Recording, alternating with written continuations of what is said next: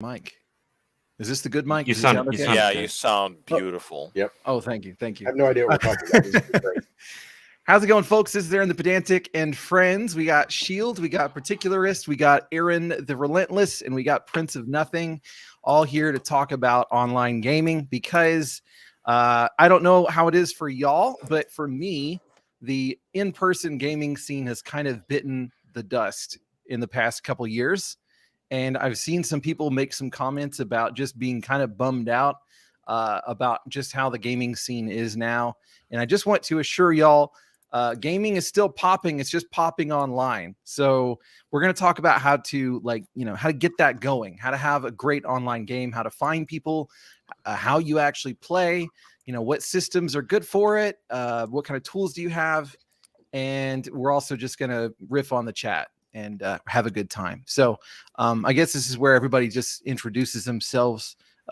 So yeah, I'm Aaron the Pedantic, and this is, I do YouTube videos and stuff, and I play games. Shield? Yep. I have a blog. I don't think I've shared that, but I've done a few stuff on that, but not much. I also try and run some online games and play in quite a few, so that you damn do at this point. Yes. Yes. I think now all of us have run on, at least on my server at this point. All of us have run on my Discord server. Particularist. I don't know how I got here. I guess I BS'd my way into Aaron's good graces to show up on a stream. And I thought this was an interesting topic to go into.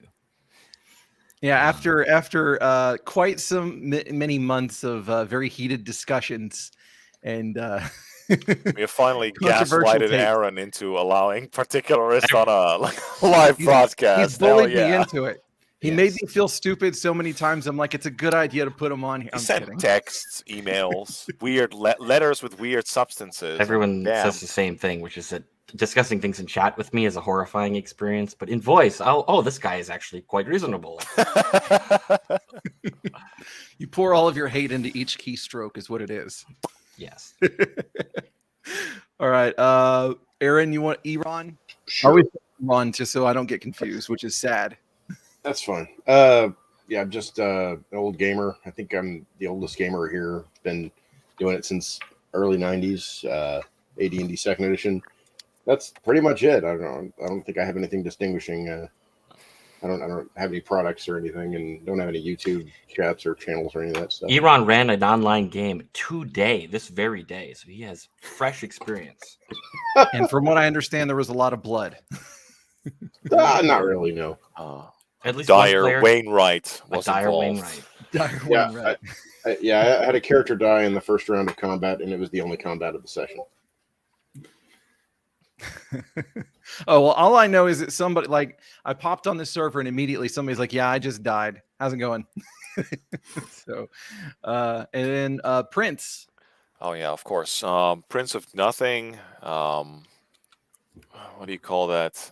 OSR reviewer, I guess. I'm trying to get treatment, but it just won't leave me. Publisher, I wrote the modules Red Prophet Rises and Palace of Unquiet Repose. One of them Electrum bestseller, the other one double silver and single bronze bestseller, depending on what system you use. Also the purveyor of the No Art Punk contest. Help us drive back the unwashed art punk hordes and make the world safe for true gaming. Look it up on drive-thru. Just type in No Art Punk. And also occasional dungeon master, philanthropist, philosopher, and spiritual liege to the OSR. You say that, but I legitimately, showed you a Morkborg module that you didn't hate. So that's true. I've already cucked. There's already one Morkborg module that I gave a very stern and fatherly 3 stars out of 5. Okay, it is not impossible to make something good. All right, so I guess really the first thing that we should talk about is how do you get people to play? So I guess I'll start with what I have done.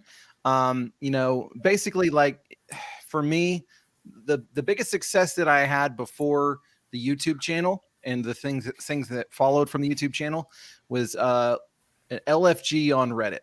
So it's a subreddit on Reddit, and that was how it. I don't know what y'all's experience has been with that, if y'all have tried it, but I got people, but at the same time, quality was very mixed. Yes, I would imagine the quality of the Reddit crowd could be quite low, and not even necessarily anything bad about the people, but the commitment level could also be very low, even if they're good, like even if you're happy with the game. Yeah, that's a good point. They're like, I've done it several times with the Reddit crowds, and I mean, I think this is just an online gaming problem in and of itself, but I think it may be worse whenever you're just putting out an open recruitment for a game, and just absolute strangers are picking up on it. Well, is they don't end up showing up on the first session or ever. I would recommend, even if you're doing it online, right, find some sort of online community, find a forum, find a Discord group, find whatever sort of venue you have where like online games are taking place. But like, it is genuinely worth it to interact with the locals and kind of like do a sort of like secret pre-selection before you start hosting games, because people get an impression of like who you are. You get an impression of like the type of people that are going to be like signing on for those games, and that I feel the amount of quality that you get from that pre-selection is worth the time you invest in there. So yeah, go like this.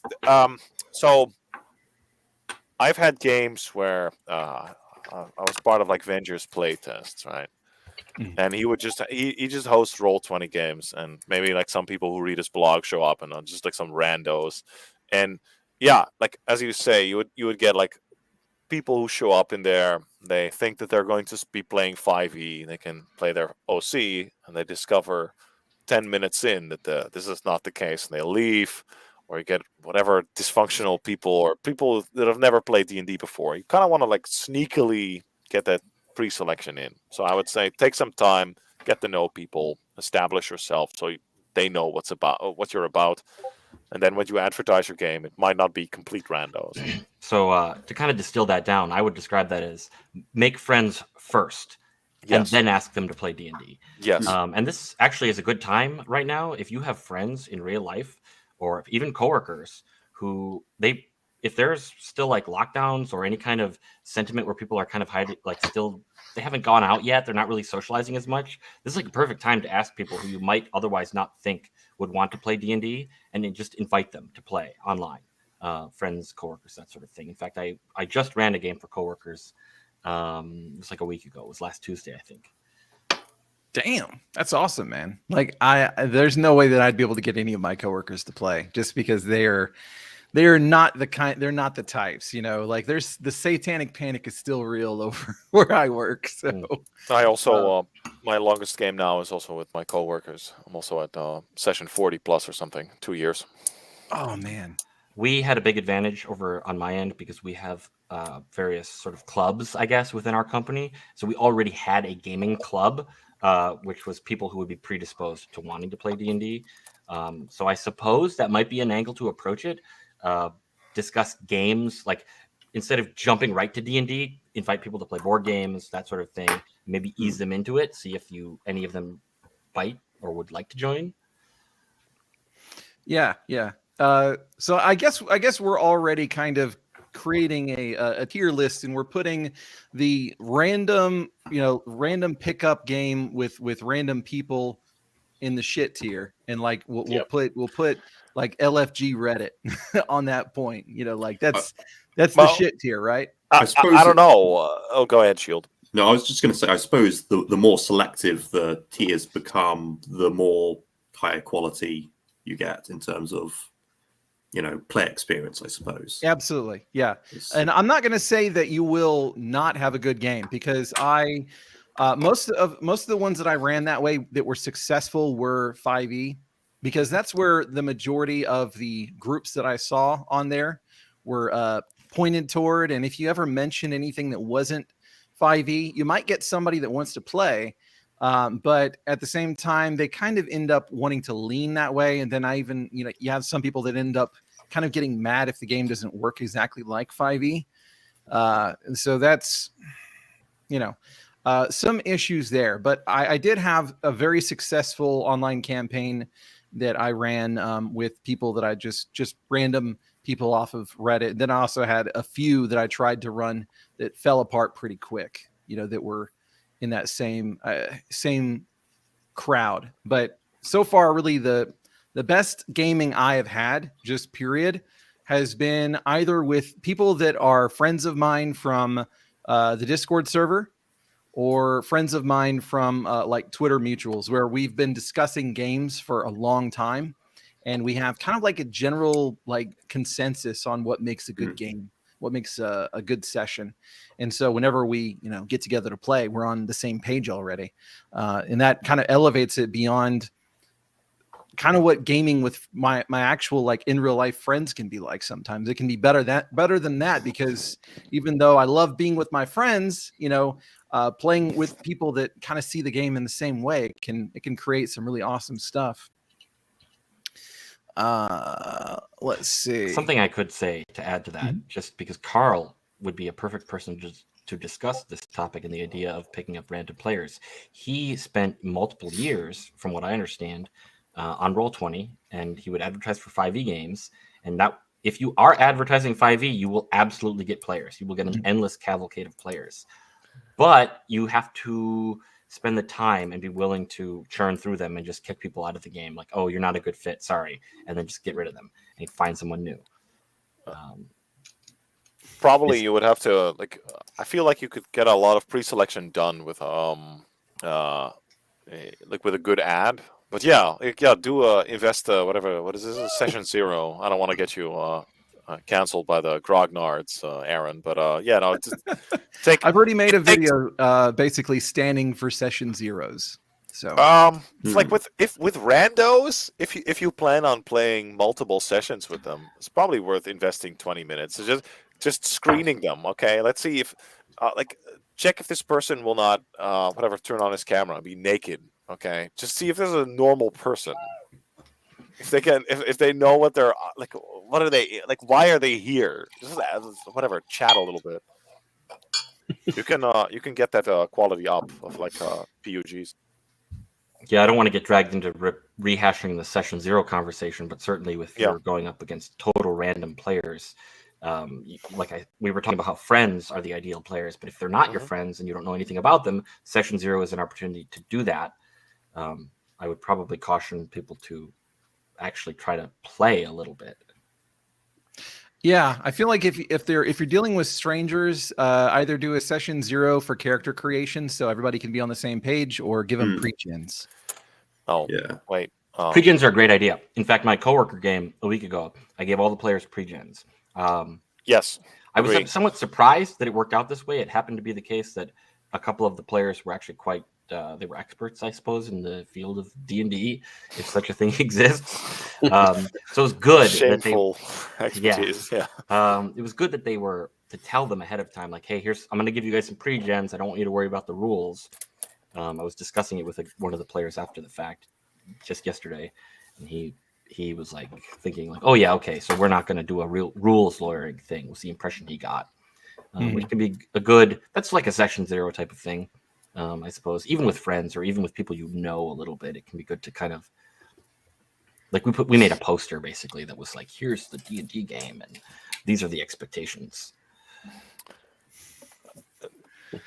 That's all right.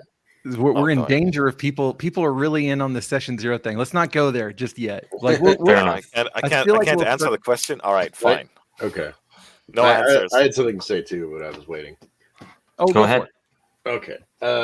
Session 0, I find it less important if you are already friends. So mostly because session 0 is just trying to avoid offense or taking offense or giving offense. And if you're already friends, you there's a buffer there that you don't get as mad at a person if they do something that's even remotely offensive to you. If you already know them and you're kind of friendly toward them, you'll have a general positive opinion of them, and the needle may move slightly, but it doesn't move into the negative. No, session 0 is to prevent you from like wasting your time or fucking up your first session by like, getting like some some minotaurs. Okay. I had no session 0 this morning. Is what I'm saying. Like I went no, but it's right into it because I knew everybody pretty much. Right. I think Right. Dolly asks like do you require an entire session to like session 0 people? That's like Generally, no for me. that's old meat space time. Okay, if you have like your friends and you have a game and you want to inform them beforehand, like manage their expectation, that's fine. Online, no, you do an interview. It's like a maximum of 20 minutes. You just like BS with a person. You check if they're normal, and you talk a little bit about like what they like and what they're looking for. Yeah, and maybe help them put together a character. Yeah, and in general, if you're like, this person is going to be like it's going to be like a cheese grater, like going over my face constantly. This person is really going to get on my nerves. You'll know that within several minutes. So I think 20 minutes is probably enough. But like, whatever, you can do 30, 35, depends. Maybe I'm just a simple bitch, but I've never really been that perturbed by any of my players. There's only been two. There have been 2 players in my history of gaming so far out of, I don't know, probably about 100 that I've ever really had any kind of serious issue with. I just couldn't stand them. And, like they both had their own way of leaving my life very quickly. Very quickly. So, yeah, y'all don't know them. You want to know? You want to know for that? You want to go for that perfect session 1 when like the players are starting and like the challenges, they are like actually foreshadowing the type of campaign you will run. Like you're selling it to them, but you're handing it on a silver platter. You don't want like one person going, Nightcast Fireball, yeah, like and maybe attacking people with a dagger or getting some sort of epileptic seizure. These are the people you have to filter them out beforehand. Okay, that's why. Yeah, a little pre-selection. That's why you interact with people beforehand. Not to derail, but just to address Carl's comment in the chat. This is a different face than I used to have before Witness Relocation. And then it does seem like we actually should get into the session 0 topic a little bit, because I think it actually might be a valid part of what it means to play online. Like we should just accept that we're discussing session 0, because I think session 0 is probably more important if you're going to play online. Someone in chat had mentioned the idea of making characters together and not letting people go off and run off and make their own characters, which I think is probably important, because there's like the idea of people who are going to have they have a character in mind that they've always wanted to play, or if they're a 5e player or you're playing a 5e game, they may have a specific build they've envisioned for 20 levels already, which of course is like its own whole thing. If you're an old school player, you're disgusted by this concept, but I'm going to channel my inner J. Jonah Jameson. It's a menace. Yeah, we need to stop that. And I think usually it's useful for the DM to go over some of the rules, especially at character creation with the players when it's an unfamiliar system to them. I find that sometimes like there's some rules that they want to know because they're trying to decide which character class to play, so they want to know how something will work, maybe. I don't know about y'all, but I typically just don't even think about what character class I want to play until I see what everybody else is playing, unless it's, depending on the system, if it's a oracular kind of process where, I'm not moving stats or anything like that, then I'm just seeing what I end up with anyway. So yeah, I think that's a popular thing for a certain personality type where you've played the game enough and you're just happy you want to be the glue, basically, that's going to help hold the party together. Pick the class that's most needed. Oftentimes it's a cleric. I'll be the cleric. It doesn't make any sense. The cleric is like one of the best classes. It's very relaxed. Everybody's always happy with what you're doing. You can but you feel sort of people. I don't know, like it's like a job. Like you're showing up to do your job. It's not fun. The wizard is fun. Okay, you can be the prima donna. Like, I don't feel like going adventuring today. No, I do the same thing that Aaron does. I look and see what kind of classes are being picked up by the other players, and then I just play fire anyway. Fair. Can always use another fighter.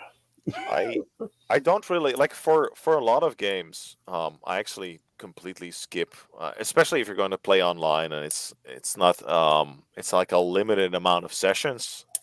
I skip that bullshit. I say no, you already know each other. Yeah. Let's start. And if those characters survive for a prolonged period of time, then it's worth like basically expanding them a little bit, and then maybe someday they'll meet an old friend of theirs or like a connection. But like these characters in old school Dungeons and Dragons, they can be dead like that session. That's part of the thrill. But that's why you don't write a complicated one-page backstory when you go into it, because they can die anytime. One of the messages, the comments that Aaron just showed in chat, I think it was the one just before Robbie's. They made an interesting comment about people. Making a character in session is good, especially if you are playing with randoms or newbies. It also makes character creation more fun. Now, this is not something that I've done myself, but I've thought about this a lot, where I've given people pre-gens because I want to get the game going. But I thought to myself, well, maybe I shouldn't actually do that. Maybe making characters is a legitimate part of the game that people should experience. Yeah. And I think it probably depends on the type of group or game you're running, but go ahead. Well, yeah, I was just going to say, I think that is especially true when your game has some sort of like background mechanic or some way of generating like personalities and stuff, because you're sort of, you're like piecing together not just the character class, but the character itself as you're all sat there as a group. So can be very fun, sort of just, talking about the characters you're making and how they are evolving in front of you, essentially, or developing in front of you. Yeah, there's like two aspects to this, I think, because there's like that emotional aspect of like who are our characters. This is something that I'll shill for Numenera any day of the week, or the Cypher system. When you make characters in that system, the certain aspects of character creation determine how you join the party. So you'll have like a D6. It's actually a D4 table, how you join the party, and your connection to one of the other player characters. And this is something you can do even if you're not rolling for it or if it's not part of the system. This is something you could just do with people making their characters together. Yeah, it's not a bad idea. I think I played one session of Dungeon World, I believe, but they do it too. It is legit, but that's something I feel it becomes relevant over time. Yeah, I understand it's sort of, in a way, it's like anti-old school. Yeah, but like in Numenera too, you're much more durable, right? Whereas in again, first level D&D, whatever, you're a wizard, you have two hit points, you encounter a dire wheelwright, okay, that you try to charm, and he punches you to death for like 2 damage. Well, this is like the classic story of old school D&D, where you have some guy who's just walking by the table and he's like, oh, what are you guys doing? It's like, well, we're playing Dungeons and Dragons. Here's like fighter. Here's your character sheet. Let's go. And he sits down to play with you all. There's recruitment for you. Getting someone smoothly into the game right away. But the other aspect to this, which I wanted to touch on, I mentioned there were 2 ideas here. There's the emotional side of like how the characters relate, but also the mechanical side. Is it worth taking the time to generate characters just to help people kind of understand what the game is about? Like, what are their abilities? Why do they have them? What are they going to do with them? Do you think that's important? Yes, especially for more complex character building games. I would say for most online games, probably not. I feel this is something you start to like sort out when your process is already, when you've confirmed that your process is going, right? Like when the players are sticking around, clearly they've shown up 2 or 3 consecutive sessions online, which is, again, it's online gaming, okay? So it's I feel it's a little bit more fickle. When that has happened, I feel then like, the characters are also still alive, which in old school gaming is a big thing. Then like I start to think like, okay, maybe it does make more sense to like start to think about like these sorts of bonds. But a lot of these bonds, you'll probably form them through play rather than like any sort of like defined notions. But that's me, right? Like whatever. I like old school. I'm the same way. I'll be right back. So feel free to continue, obviously. But I guess on the other side of that, I would say it could be a good idea. to go through that stuff with them, especially if they don't use something that makes it easy for them. If people are playing 5th edition, then they if they don't use D&D Beyond or something like that walks them through a process and kind of keep it's foolproof in a lot of ways. Some people who use the just use the book, they're not going to understand exactly how like AC calculations can't be stacked from multiple sources, basically, and all those other little rules that people just don't quite understand, and they'll end up screwing it up ultimately unless you walk them through it. So I don't know, maybe like see if they like it first. I guess with a pre-gen, and then just see if they like the game, and if they like the game, then have them make their own character and walk them through the process, or just start that way. I guess it's really whatever you think is the best move. Yeah, that's an interesting point. The idea of depending on what system you have, you might approach it differently, because 5e, for example, has all these great online tools. D&D Beyond, people can make their own characters. I'm saying this, but I actually hate D&D Beyond, and I don't know. I'm very biased against a lot of online tools because in my secret day job life, I develop web applications. So I have very specific ideas about how they should work. We'll definitely get to like a bunch of different tools. I wasn't really going to touch on that, but I guess we might as well at some point. We should touch on it because there's really a lot of stuff that you can do with it. But so recruitment, I feel like we kind of touched on recruitment. Anybody have anything else about that? Jeez. I think there was one comment like right near the start of the stream about time zones. Oh yeah, which can be a major issue. Usually ends up with, I think, most games on the server clustering around the weekends, because that's when the most people have the most time free. So you can play with a lot of people from a lot of different time zones. In the week, you're sort of limited on who you can recruit, depending on your time zone. I know that it being like the server we play on is very heavily American, so usually when I play, I'm playing with other people from Europe or sort of retired people mostly. Well, slowly but surely, we are creating an influx of like Euro trash onto the Aaron the Pedantic server. So this is a problem that's being fixed. All right. There is that sort of embarrassment of riches problem where you're trying to recruit in an environment where there are already a lot of games going on in a server, which is actually a really good thing.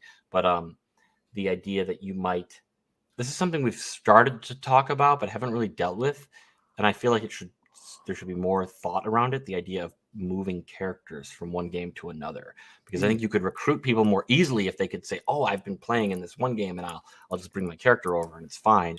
And from what I understand, this was something that was done quite often. Yes. Back in the day, in the 80s. Yeah. And I really have never seen it myself in a modern environment. I mean, that sounds like it would be pretty possible with like OSR systems, because the characters are very similar and you can easily convert them over. I remember looking at like the back of the BECME book. There is like a conversion guide for characters from BX and to 2nd edition AD&D and backwards and forwards. So it like just gives a few how you would change them and all that. As long as you still have 3d6 character generation, you have the same core abilities, and the levels are more or less equivalent. Yeah. Then and a similar you should be able to do it. Class that you can just shove it into that, I suppose. Yep. Or again, with a bit of homebrew, you could easily make something if there's nothing in the system you're converting over to. Yeah. How do the XP charts compare from like the basic line and the advanced line? I don't think there's much change in them, to be perfectly honest. I have to pull out my book to check. They are very similar. That's true. The abilities are a little bit different, but I And know, course, for example, the, cleric the first edition cleric, I think the XP has been buffed a little bit to account for like the first level spell slot you get as a cleric in AD&D. You don't get that in BX, but no, overall it is fairly similar. Yeah, that's an interesting thought. Somebody plays a first level cleric in BX and they're like, this is bullshit. I'm gonna go play AD&D instead. You can also play a Labyrinth Lord, apparently. Or you just get your slot.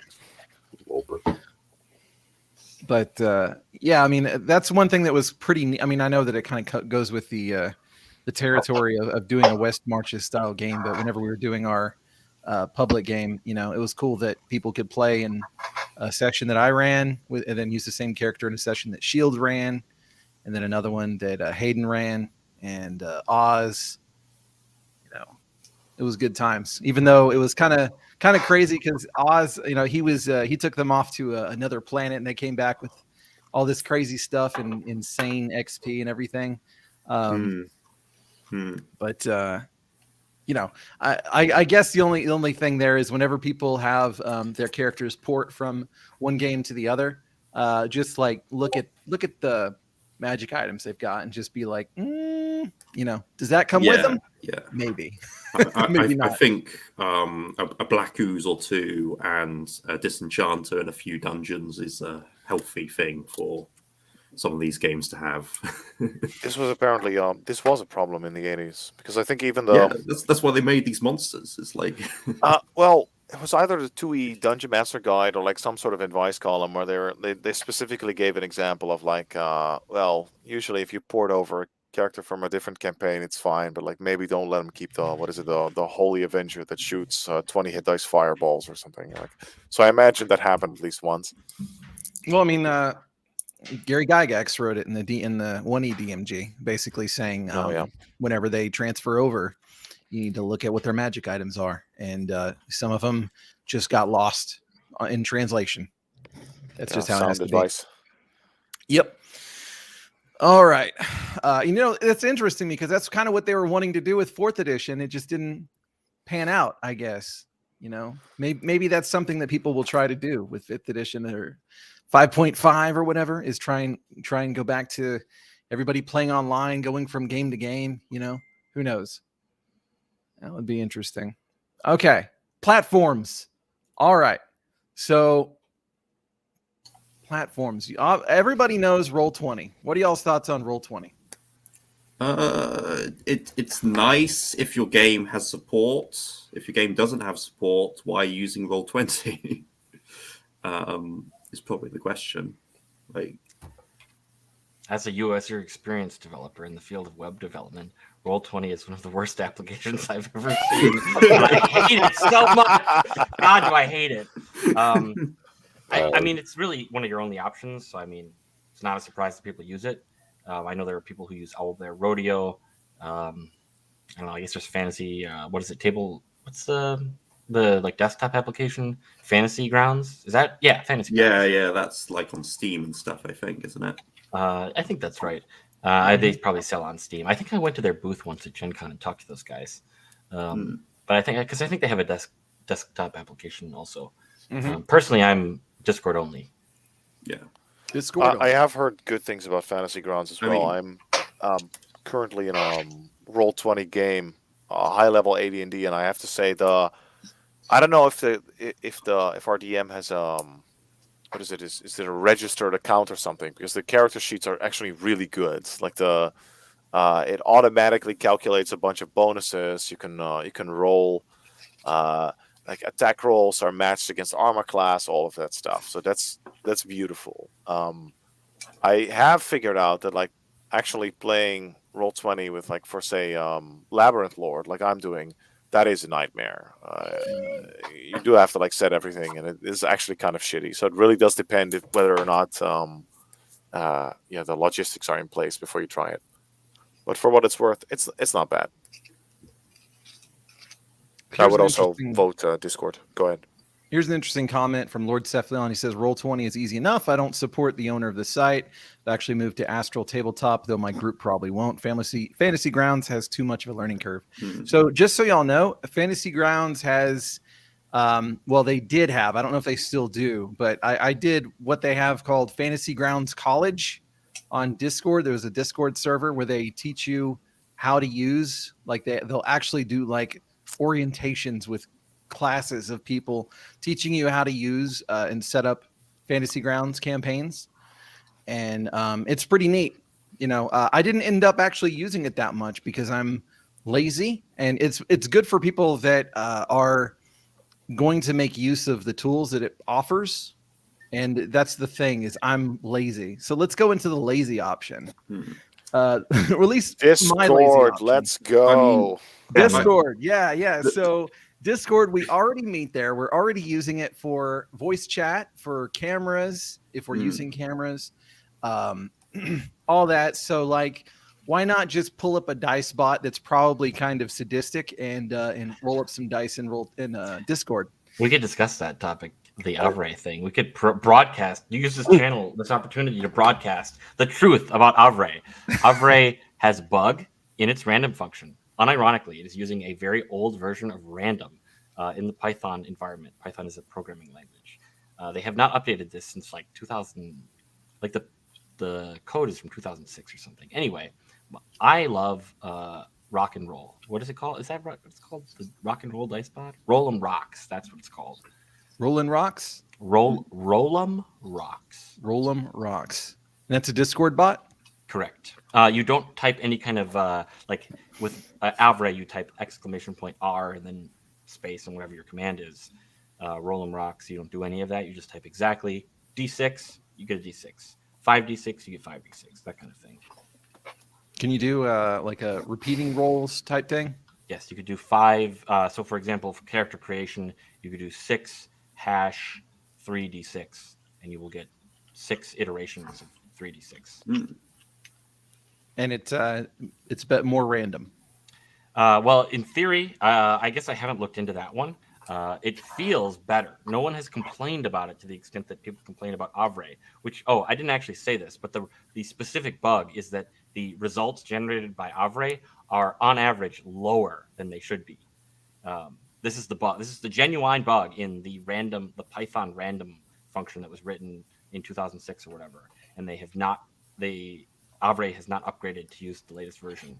There's like a whole rigmarole of like looking this up on GitHub. I'm sure no one cares about this unless you're a programmer. I'm sure that people that have already played online and used Avray they're very interested, because like I've never not had at least one player that's like, God, I fucking hate Avray. Like it's wrong. There's something wrong with it. You know, we always have that. And we tried Dice Maiden, and I feel like it was pretty much about the same roughly. I have that on Roll20, where I complain about the curse of like Roll20. It's like the exact same. It's also like a piece of shit. Like I feel like I always get shortchanged whenever I roll there. I'm a bizarre duck because I want people to just roll dice, like actual physical dice. That is you got to keep them off. You got to keep them honest. So like do Avray then. It sucks, but like at least everybody's enjoying the same suck, right? Public rolls are I think they're very crucial, because there will be moments when people really, really want to be for damn sure that was accurate. And I know that that's kind of maybe a little bit unrealistic, because when you're all sitting at the table, it's not like everybody is going to crowd over it. They might, but like, I don't know. I always take my player's word for it, ironically, whenever we're sitting at the table. But whenever we're playing online, no, like I always have everybody roll with the dice bot so that we can all see what everybody got. I generally, unless there's some reason that the players shouldn't know what I rolled, I generally make my rolls visible as well. So my opinion is informed from my upbringing. I was raised in northern Nevada, so gambling was a part of my childhood, and I can tell. I accidentally can count like die rolls and tell what the scope. You know, it's stupid, but I can tell when people are cheating essentially all the time. Really, pretty much. You see the code in the Matrix. That's only when it comes to random die rolls. It doesn't make sense. I do think it's not practical to run a game online with physical dice for the most part. I have done it Iran and I have done it, but that was a session where there were 2 players, and Yep. we've all played for so long. Like none of us are gonna cheat because we just don't care. But like once you have like 4 or more people, I don't know. It's probably not worth trying to do that and then be like, no. It's very hard to keep track of things too, because everyone's like shouting out random rolls or typing them out. Yeah. And it's easier when it's just a dice bot. Online dice. Has it on there, you can see it on the screen. And with 6 people today, it was more hectic. So I agree to that. That's true.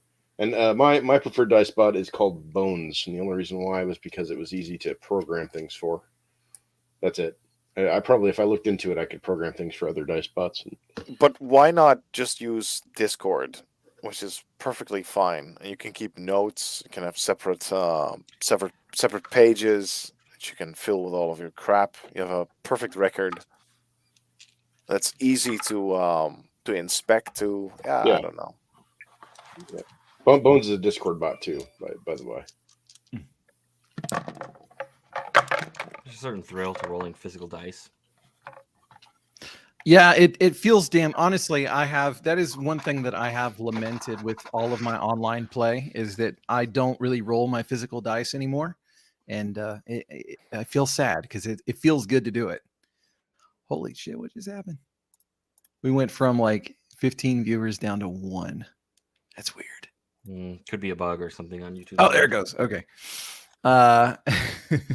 Everyone was just really mad about this idea of rolling Everyone dice. just ran away from the talk. So we're still on tools then? We're on platforms. So Discord, that'll let you can use a bot. Oh, go ahead. I shouldn't interrupt yet. I have to find the name of it. There's a fairly impressive tool on Steam, which is a full 3D sort of interface. Like you build out like physical environments in a 3D space, and it did work pretty well. Ultimately, I wasn't impressed enough to hold on to it. Like I used it for like 90 minutes, and then I did a refund. And I'm going to go ahead and try and look up the name of that. Just an option potentially if you're willing to accept a tool like what I was hoping that it would do, because it had sight lines and stuff. That's something that I don't know, maybe people with more experience with Roll20 than me could discuss the idea of like people controlling where their characters are and being able to see whatever they see. I don't know. Wait, I have another suggestion for a tool. I gotta say, it's Microsoft. Okay, go ahead. I'm sorry. Go ahead. Microsoft Paint. Microsoft Teams. No, I'm not even shitting you. Oh, Teams. And Teams. Microsoft Teams. I roll all the dice myself, so nobody needs to roll. I roll all the players' dice, and I use it as it's very easy to to make repositories with, say, you can make a wiki, you can make play reports, you can make all sorts of stuff. And you just let the players do the mapping themselves, because you have the master version anyway. And mapping is part of the game. So what I was going to say was that Party is notoriously picky when it comes to software design. So yes, keep that in mind. That's true. Lord Cephalon had it correct. Tailspire. That is in fact the name of the tool. Gotcha. It looks amazing. Like it looks really pretty. I would love if I wasn't so picky and I could actually use it. And maybe it'll get better over time, because currently it's one of these early access products, I think. So maybe 2 years from now or a year from now, whatever, it might be better. But I don't know enough to speak to it that well. I think personally I've sort of been playing more and more Theatre of the Mind when playing online. And a lot of that is just, I don't have to set up like all these fiddly maps beforehand, because I don't know, I just feel that there's like a barrier whenever I have to, design a dungeon, copy it out to a program. It's got all its sort of quirks I need to figure out, and that sort of thing. And it's just easier most of the time to do Theatre of the Mind well. And I honestly think it's sort of building a skill that will be useful to you throughout, TTRPGs, not just when you're playing online. So I think it's beneficial to try. Yeah, I got you. So there is great offense taken at the idea that Prince rolls for his players. So Prince, do you want to defend yourself? Wait, sorry, I was momentarily distracted. What have I done? You saying that you rolled for your players. Yeah, of course. That's fine. It's like more theater of the mind. They don't have to fuck around with dice. Like I am like the machine that is in charge of their simulation. This is a serious statement. Like you're actually saying during your coworker games, you roll for all players all the time. All dice for all my players. That's correct. And they are happy with this. They first of all, they do not know any better. They are like children. You're taking advantage of their naivete. I'm like, no. Isn't that what people used to say about some of the old school, gamers that like the DM would roll everything, would like keep the character sheets behind my screen. I think a lot of that was based on the assumption that only the DM actually had any dice in the first place. But I think it is also, a lot of it is about, not thinking about things mechanically, but immersively, I suppose. Yeah, exactly. And I kind of like that. I kind of like the idea. I'm not saying I'd want to do it all the time, but it wouldn't be a deal breaker for me. In the AD&D episode of Community, that is how the game was played. One play, the GM rolled for everything. Well, like a Dolly, I think my players probably own 0 D20 dice. I'm not even kidding. So I have all the dice. Very often they sort of know what they're what's being rolled, but sometimes they don't. Sometimes they don't even know why I'm rolling dice. Okay, that is the way. Obviously, a very specific type of game. Presumably, anyone who's watching the stream is not the type of person. Like I imagine, every person in the stream right now owns a D20. Probably too many dice. They own a lot of dice. Maybe too many dice. Yes. Not just in the stream, but like all the commenters too. Yes. I can imagine though that does make sense if you had a game for coworkers or a game for friends, and they're not huge game players or they've never played D&D or anything like it before. Maybe. Yeah, just make them stay in the minds of their characters, and that's it. That's all. A minor clarification. Like when I play like face to face, and I think the last face to face game I've ran was Death, Love, Doom by James Araggi with some of my real life friends. They never thought of you the same. They all have dice. So then of course I say roll to attack, whatever. It's faster. But online, you're there anyway. I don't have to roll behind a screen or whatever. If they don't have the dice, and there's no dice roller on Microsoft Teams, so of course I do all the dice rolling myself. That way I know it's legit. Okay. But last thing is the way Party is picky about software. I am picky about dice.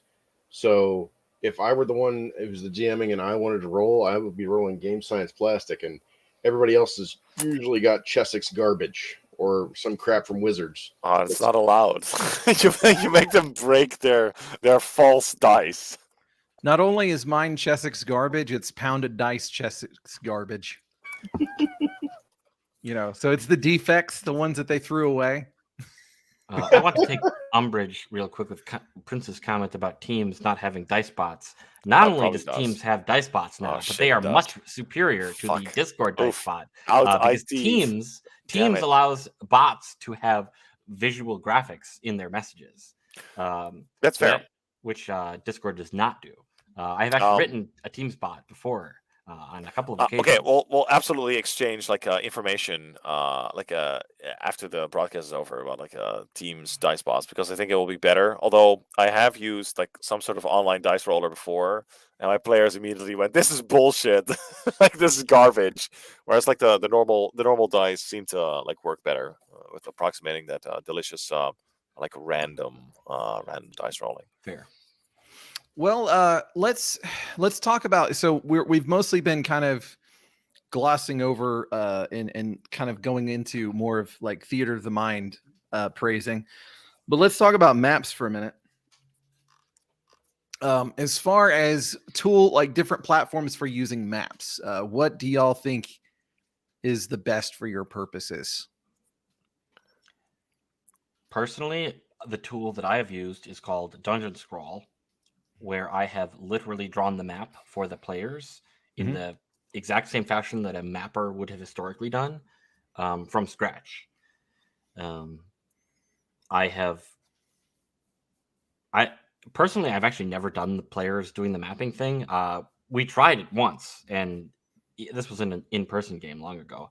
They didn't enjoy it, so maybe someone else is more knowledgeable and could speak to this properly. But the whole idea of players mapping has never really made sense. Oh no, to I me. was just talking about like whenever you're using like a virtual tabletop platform and you're putting on the map for them to see. Sure, DungeonScrawl.com is the No, this is all bullshit. Players, the best mapping tool is one of your players like streaming with his webcam on, and the player saying, "Okay, where are we again?" And then he shows you like the grids, like the grid paper and the map that he's drawn. and And it's he's like, horribly "DM, is this chopped up correct?" hands. And I'm like, "It's not entirely wrong." I mean, Like, that's the I best can map. concur. Like, you know, that is what we did for part of my the OSE game. It's great. Yeah. Well, most of the time. And then there were some times when they're like, "Oh, I'm going to pay a cartographer. What does this map look like?" And I'm like, "Shit." Here's Then what you his quickly map draw looks something like. in, and if they keep fucking it up, or your description is just garbage, what you do is you just open like whatever you have, paint, and you have snip ready as tools, and you very quickly scrawl something together. If there's a piece of geometry that's very hard to describe, but fairly easy to map, you quickly like sketch it, and then you just post it in the chat, and then they see it, and they're like, "Oh, that's how it works," and then they add it to the map. It's fine. Like, this works. Drawing maps and having the PCs do their own mapping is like part of the game, in my opinion. Yeah, I mean, it definitely can be, and it's a lot of fun. But it is a different dungeon crawl experience. You know, there's a little bit of a different focus there. I find that it's more immersive that way, which is weird because I've also played on Roll20 with games run by my good friend Saxius, and him doing these incredible, enormous dungeon maps, you know, that we're going through. He's got the fog of war thing. He's got the dynamic lighting. So we're only seeing what we're supposed to see. And, you know, we're slowly uncovering the dungeon and just using our eyes, you know, and it's an interesting method. It feels different to do that. So I guess for that, if you want that, then Roll20 is pretty dang solid. You can apparently also do that with Owlbear Rodeo, which we haven't talked about too much yet, but Owlbear Rodeo is incredibly easy. I think that's the biggest draw for me with Owlbear Rodeo. It's incredibly easy. It's just, you just load up an image and you just put it on there, and, you know, like, there's your map. And like, you know, you just send people a link and there you go. You don't have to sign up for anything. You can put a password on it, and, you know, you can put tokens down. You can play music on it. You know, you can roll dice on it. The dice roller seems pretty good. You can do hidden rolls or public rolls. So I guess for me, Discord plus Owlbear Rodeo equals happy. I don't know about y'all. I have no complaints about the dice roller in Owlbear Rodeo. I've played in the game where people were using Owlbear Rodeo, and it went well. I really don't have any complaints. I don't know what the experience is like using Owlbear Rodeo to run the game, but as a player, it was good. Yeah, my usage of it was pretty basic, bitch. It was, you know, just I'm putting a map on the screen, and it was usually just for the purpose of either displaying a regional map for everybody to see, or doing a battle grid, basically, so that we can handle this combat that has a whole lot of participants, you know, without getting too confused. I think if you get into like super complicated battles, where describing the exact positioning of everybody really does become complicated, and like things like area of effect spells, like, it becomes a major factor. then it's probably good to like move to Roll20 or whatever. But if you can still sort of like do it with narrative description, if most of your battles are just like in 10-foot tunnels, and you just need an you need an order of march. You need to know who's in the front rank and then like the next two ranks, and they sort of need to know who they're aiming at. But that's it. People have been bringing up callers and such in the chat quite a bit. And this is something we discussed before the stream a little bit. Where we experienced it, didn't we?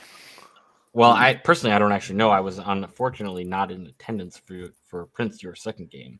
That's true. Where I was supposed to be the caller, I believe. I don't know if someone else took up the role. Oh, yes. We promoted someone.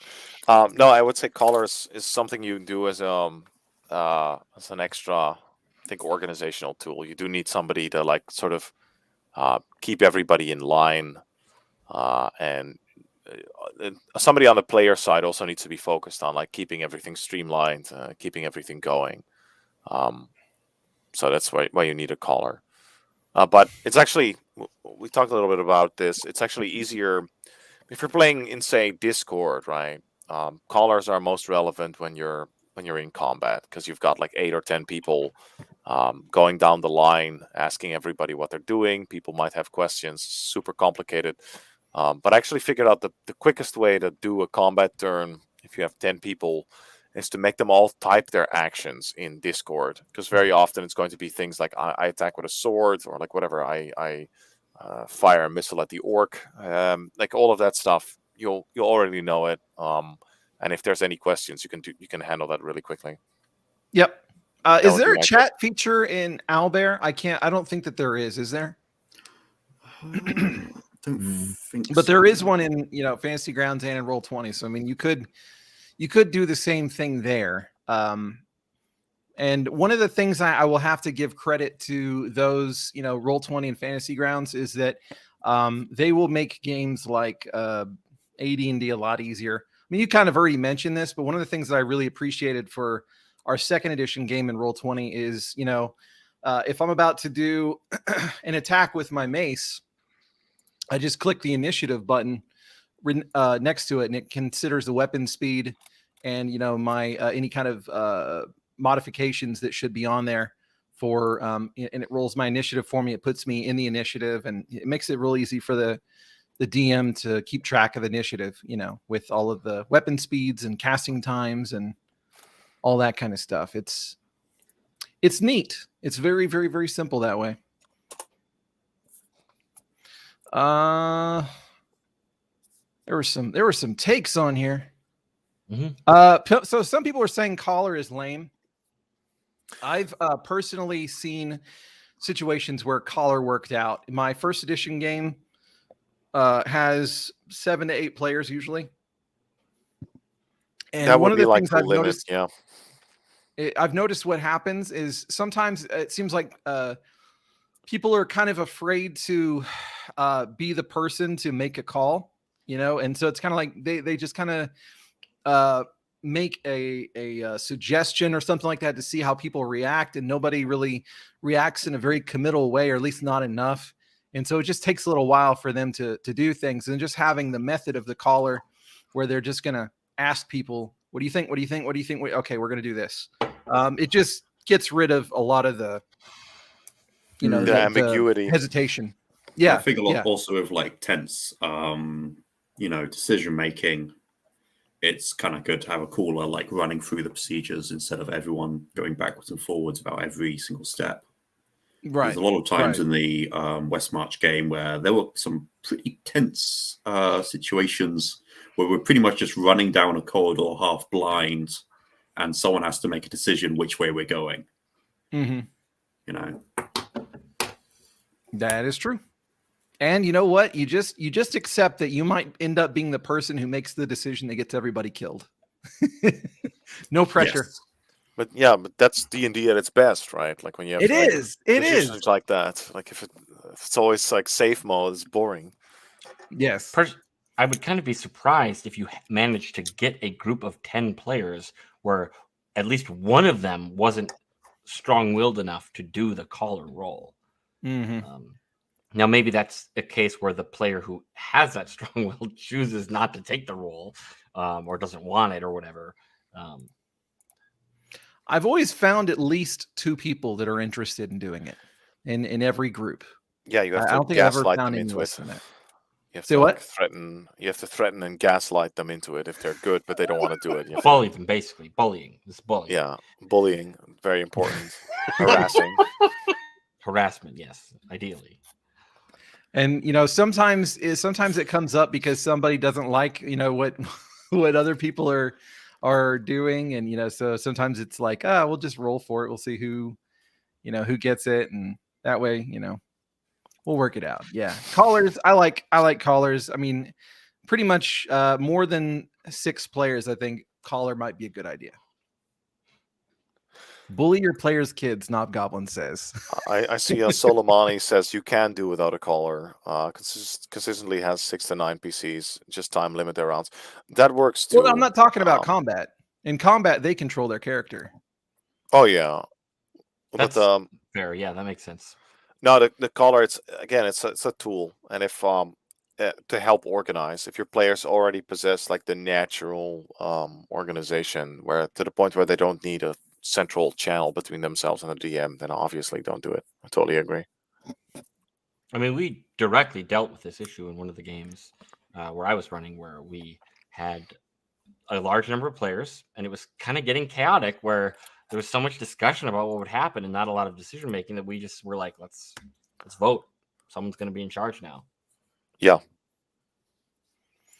I think agree, we might have to have a video about callers and player roles, I guess, and we'll have to get Carl on here so he can give us this perspective. He says it's teaching bad habits. So Carl has a lot of opinions. Someone's gonna have to teach him how to get on stream live yard, whatever it's I'm not sure if the stream is ready to handle like his power, his fury. Yeah, I don't know if we're ready to passion. handle Carl. So yeah, what other tools?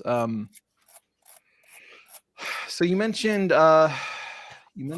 well, tools. I mean, I could speak to this a bit because when I run a game, let's see. So I have multiple windows open. I have Discord. I also have so I've kept my character sheets in Google Sheets, where I've built up Google Sheets to support. Here's a simple column. Now this mostly works because the system I'm running is very simple. If you're running like a 5e game, you're probably going to use D&D Beyond or something like that. But if you are running a more basic game, even a BX game or Labyrinth Lord game, I know Prince has designed some character sheets in Excel for his game, which is using Labyrinth Lord, which is basically just BX. No, I designed it for BX, and I told everybody it was Labyrinth Lord. I'm not going to do the 25 XP extra. Like, all the minor differences. Fuck that. It's for BX. Point being that if you are running one of these old school systems, Excel or Google Sheets may be enough for you as a way of tracking characters. Well, so the reason why you would want to consider it, right, is these keeping character sheets. I actually, in my Microsoft Teams game, I keep them all on Microsoft Teams, so everybody has access to them. So that's good. But it's worthwhile building some sort of character sheet that automatically calculates like all the bonuses of your ability scores, your whatever XP bonus you get. It keeps track of your XP. If you go over, automatically gives a signal that you can level up. It calculates encumbrance, so you can immediately see what movement speed you have. This is the sort of stuff that I think adds something, because keeping track of precise encumbrance, I never want to do it. It's a pain in the ass. It's like boring. Like I hate it. But like this, it's actually very easy to do, and I don't have to do math all the time.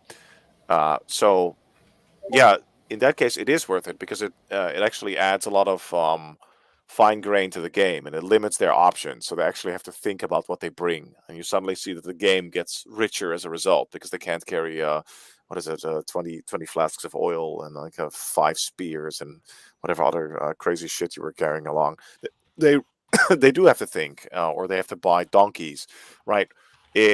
yeah, it's a new component of the game. So I would highly recommend if you're playing online games, make some sort of semi-automated character sheet so you can make encumbrance great again. Basically, you can use it again. Or yeah, specifically if you want to keep track of some of the stuff that OSR games supposed to keep track of, but I've often forget, like rations, like light sources, that stuff. Yeah. So like, roll like all of your VTTs, pretty much that have like the system stuff programmed in there, they'll cover it. You know, it was really easy for me to track that in second edition.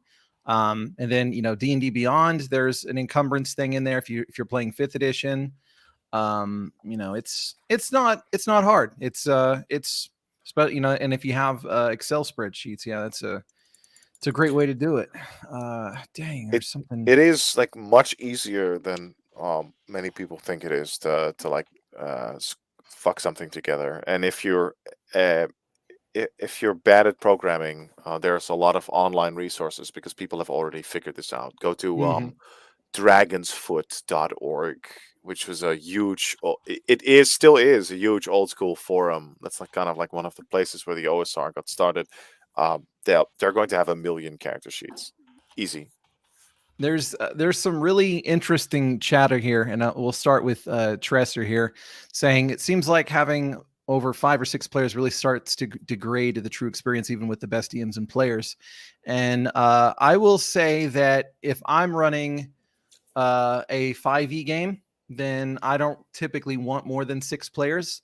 But if I'm running BX or even in the first edition game, I really haven't had any trouble there. But I will also add a caveat that if you are playing online and you're not using cameras, you're just using voice chat, then it can be kind of rough, just because having that many people in voice chat, they end up, they can't see each other's faces if they're not using cameras.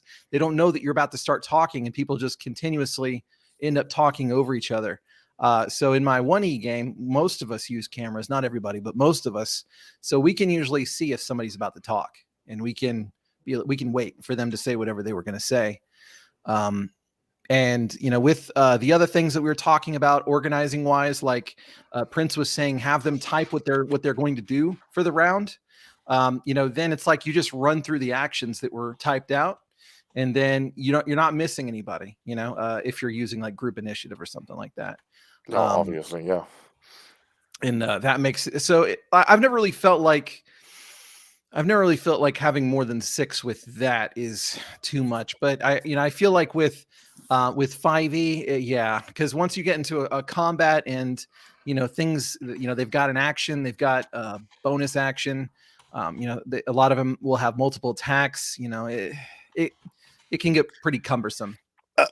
But on the other hand, right, this might take a while before this before it's possible again. But like, believe me, run a game with more than 6 people in real life. It's a blast. It's really fun. Oh, yeah. It also keeps you honest, right? I feel like with 4 people, you kind of start to like slacken off a little bit. They get to do a little bit more role playing. If you're with 8 people, there's no way in hell that's going to happen, because you're always going to have a few people that's shouting, it's boring. Like everybody is like focused on the goal. You have to be super sharp.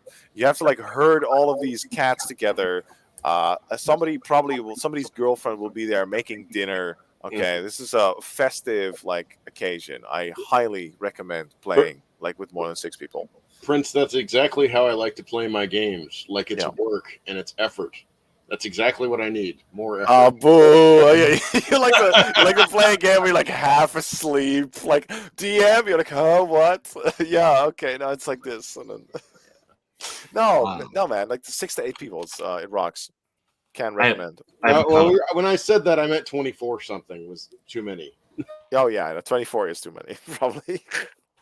I have a ton of thoughts about all the stuff that we've just discussed. The idea of the cameras. I 100% agree with Aaron about the idea that having the cameras online, you can see, like somebody can be just like, raising their hand a little bit here, put a finger up, that kind of thing. Their mouth, their face, the way they express themselves will indicate they would like to say something. Personally, I've never actually run a game where everyone had their cameras up. Typically, I've made a point of always having my camera up as the dungeon master, and people have said that this is good for a theater of the mind type game because it gives them something to look at. And this is something that's come up in the Discord as far as a point of discussion about if you're going to run a game online, it helps for people with perhaps poor attention spans to have something to look at. Now, if that's a map, if that's character sheets, if that's the DM making goofy faces while he makes stupid voices, that kind of thing, whatever, it probably all adds up and helps. 50 minutes between player turns. I totally agree, but that's why I say it's good because it keeps you honest. Suddenly, it's no longer acceptable for a player turn to take 15 minutes. You're like, no, hurry up, bam. Like, okay, you got to be able to do it. No, roll damage and your attack roll in one roll. Tell me quickly what you want to do. It's combat, okay? Do it now or you're skipped. Yes. You take the dodge action if you don't tell me what you do. Exactly. Yeah. No, you spend a turn idling. That's the genius of it. I want to take this time to agree with Particularist entirely and not Prince. But the only problem is I only have Chromebooks, so and if I have the camera on, it ends up causing a lag or breaking stuff because Chromebooks are pieces of junk. I feel it. Yeah, it's only just recently that I realized I can run my games on Discord with cameras on, and it doesn't really slow down too much. And I just can't record the session. That's the only thing. So now you've got Robbie there to help record sessions for me. So should we talk about how it's is it possible to, like, if you put your cameras on, to like plug that into your OnlyFans? Is that about OnlyFans compatibility, or you could always go the tabletopless route. Oh yeah, of course. Right, bad joke.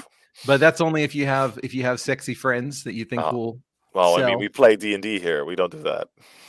Hey, they play D&D too. Damn it. Okay, Yes, yeah. Among other things.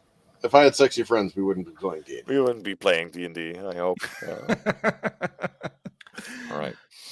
Speaking of D&D, some people in chat have mentioned, like, we've sort of talked about callers and large parties, and there was, I think, some people saying they would only prefer like 4 to 6 players. Honestly, personally, if I'm going to run an online game, I really only want, like, ideally 3 or 4 players. 4 is like ideal. Honestly, 4. When you hit 4, you start, depending on the players. This does depend on the players. You might start having coordination problems. This depends on if you expect every player to show up for every session or not.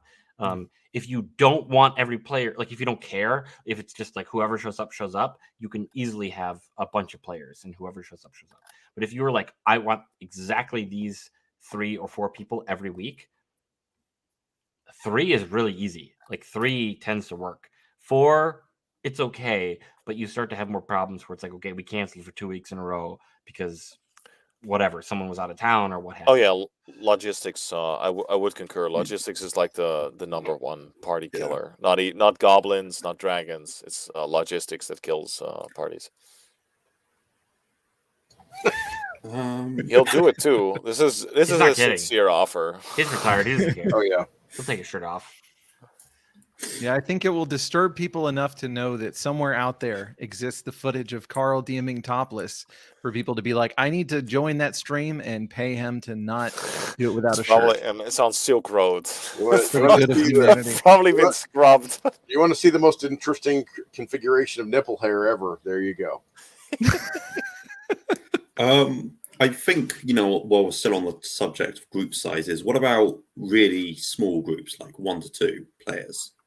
Those can be fantastic. I mean, Shield, you and I are playing in a Lion and Dragon game with usually 3 players, maybe.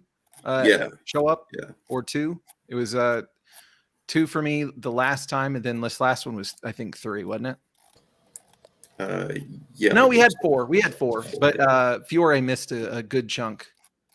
I would say if you're going into games that have a lot more, for lack of a better word, like role playing or deep immersion, then 1 or 2 players can be really good.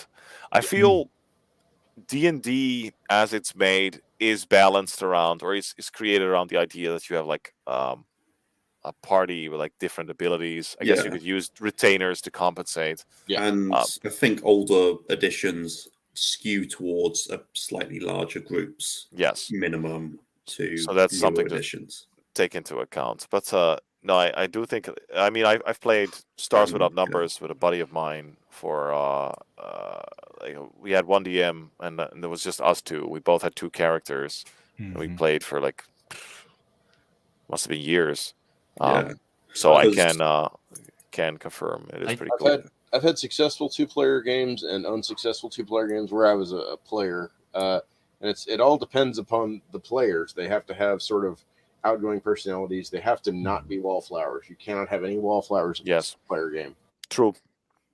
Yeah. That is damn true. Yeah. You're going to be, if you are that kind of person and you are going to play in those games, you're going to be on the spot a lot, or it's going to be very quiet. And I feel bad for your DM. But that's where the gaslighting and the bullying comes into play, right? You gotta push them. Okay, There you it gotta is. mess with Yeah. their heads. Gotta Even get in their pushing them, minds. it's annoying. Like when No, you have I a agree. 2-player game, you want people who really genuinely Yes. like each other. Like you would not only Oh, would yeah. you be willing to hang out when you're not playing, but Yes. you really want to play. Like everyone involved is like, yes, I'm Yeah. happy that we're playing. Totally agree with that. A 1-player game, that's like I've never gotten that far. Oh, I don't know. A Has one- anyone I've ever done done- that? I've done I mean I've run like a little bit of like I ran Death Frost Doom with Chelsea before, and she had a lot of fun with it. one player is tough though, man. It's tough. It is. I've ran with my best friend in the world, and it still was tough. Yeah. I played with my brother. I did a one-on-one session once. That was pretty cool. And I did a one-on-one session with my girlfriend once. It was an absolute disaster. And I turned her off role-playing games forever. So I guess it's 50-50. It's tough and it's kind of random. Of course. It did I'm not curious work with about my these best horror friend. stories. Fundamentally a group activity, I think. Without teamwork or whatever, it's very difficult.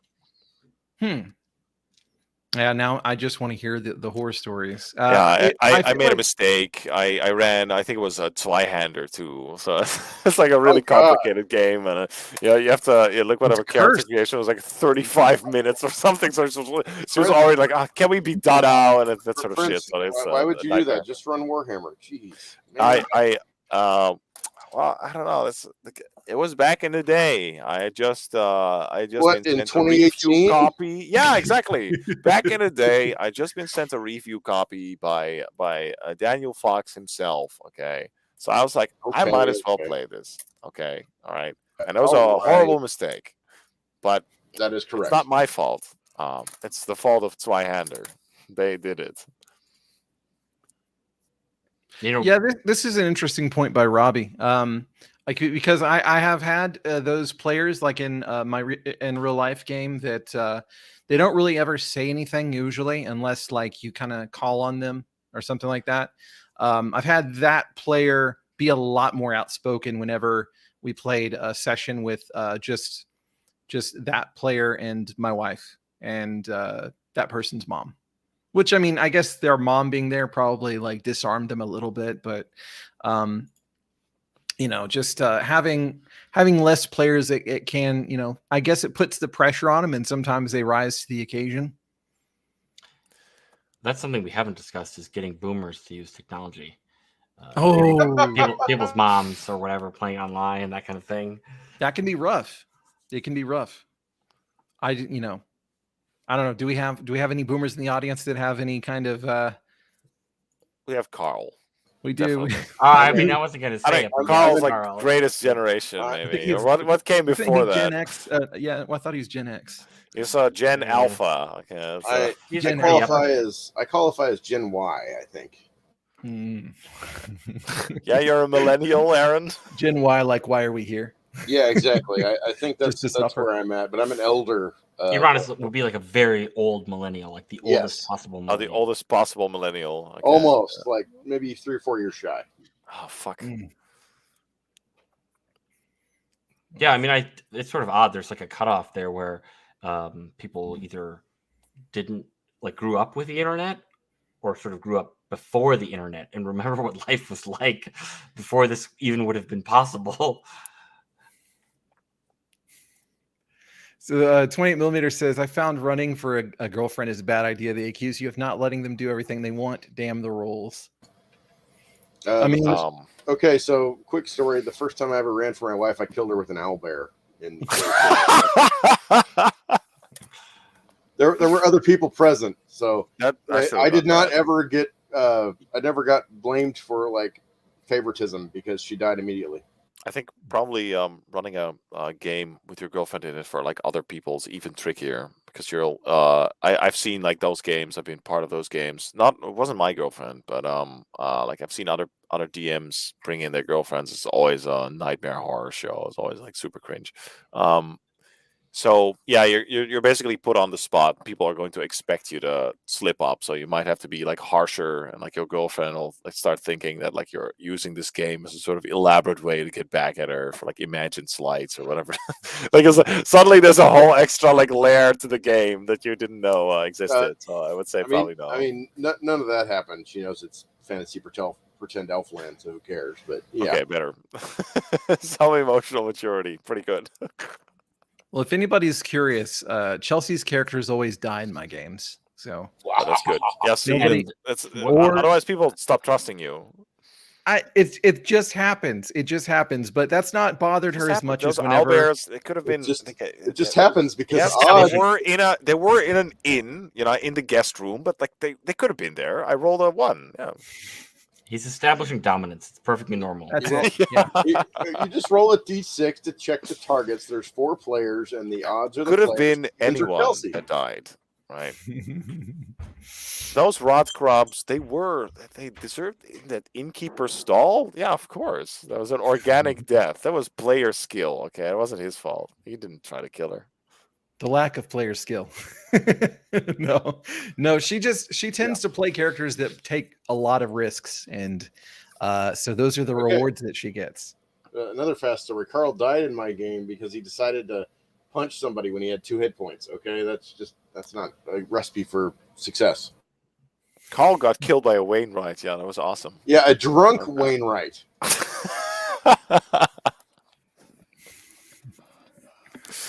Oh fuck!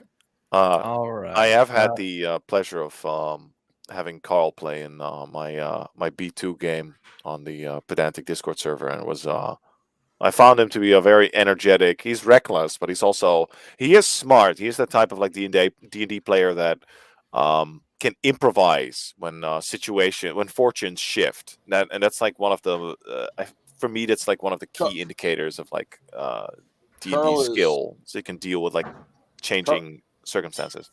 He's sharp. Carl's a masterclass role player. If he has a character, he will play it to the T. He won't. It's like he almost doesn't think about it. He probably is a dwarf. Like at this point, I'm starting to suspect that he's actually just like a real physical dwarf. Yeah. No, but like it's true, and it's really awesome. I like to think that that's true. That he is just a dwarf. Robbie says, Carl is awesome. Prince left the session and said, Shield has control of my character for the moment. Carl said, Shield Dad will give you 3. Yes, this was also gotta happen true. Today. Yeah, I was a little burnt out. Hell, Robbie was just, he was voyeuring on that. He wasn't even in the game. Hell yeah. Yeah, it was good stuff. I guess just to circle back to recruitment, there was something else I wanted to say about that. What the fuck was it? Sorry. Oh, Discord servers. So if you're looking for games, there are specific Discord servers you can look for depending on the system that you're interested in playing. Goodman Games has a Discord server, which is hopping from what I see. And they have places to play games. So you can play Dungeon Crawl Classics on there. Yeah. There's Necrotic Gnome has a Discord server for Old School Essentials. Yeah. Mine, like we run. It's the best Discord server. Basically anything, pretty much, I think. I'm saying like objectively, it's the best. I've seen all those other ones. Yeah. What- The more what- specific a server, the better, I think. Not again. whatever, toot my own horn because I'm on there too, right? But like what I like about it is that there does appear to be a genuinely it's a good balance between like veterans and younger players, and that's really awesome. So everybody's just sort of like mixing in a way that I think is fairly rare because nowadays people are like fairly cliquish. Just to piss off Prince, it's also an interesting community of people who kind of have grown together, kind of thing. Why would that piss me off? I love that. I thought you were the guy who didn't like communities or saying the word community. Just don't say the word. You just don't say the word, and that's fine. Yeah, okay, Yeah, it's a community of people that get together. It is a community, genuinely. Yeah, it is good. Our server is, yeah, it is. And it has been growing a lot, especially the last couple of days. Weird. I wonder why. Anyway, moving on. And everyone has goodwill toward everyone else. It's crazy. Everyone has goodwill towards everyone on the server. Party's the one. Except for Party. Outlier. He's the Hitler. We don't say the H word. Oh shit! I'm not monetized anyway. I did not say the H word. I want the record to show. No comment. But yeah, I mean, we run a lot of stuff on there. You know, I'm running 1E party. A party. You're running OD&D. More or less. I don't know. People take umbrage with me when I say OD&D because I'm running my own personal system, which I call Ransack. Well, that's the point of OD&D, isn't it? It's a pretty good hack of OD&D. Yeah, I've played it. It's basically OD&D, though, isn't it? Okay, I'm glad to hear that. I've played it too. It's fun. It's removed some stuff, but to be honest, you don't notice that when you play it. It's house ruled OD&D, and it's pretty good. The stuff that he removed is some of the wargamey crap that didn't need to be there anyway. And ability scores, but you barely notice ability scores missing. That's wargamey crap that didn't need to be there anyway. Well, I don't know. I like ability scores, but it's a good time. It's fun. I've played it. For context, for the people who have no idea, the reason ability scores are able to go away is because the classes themselves have skills built into them, which would do the things that ability scores would normally do. Normally, you would always have a fighter. He would always have a high strength. He would always be able to smash doors or whatever. Instead, you just roll for a class, and then fighters inherently have door smashing ability or what have you. Mm-hmm.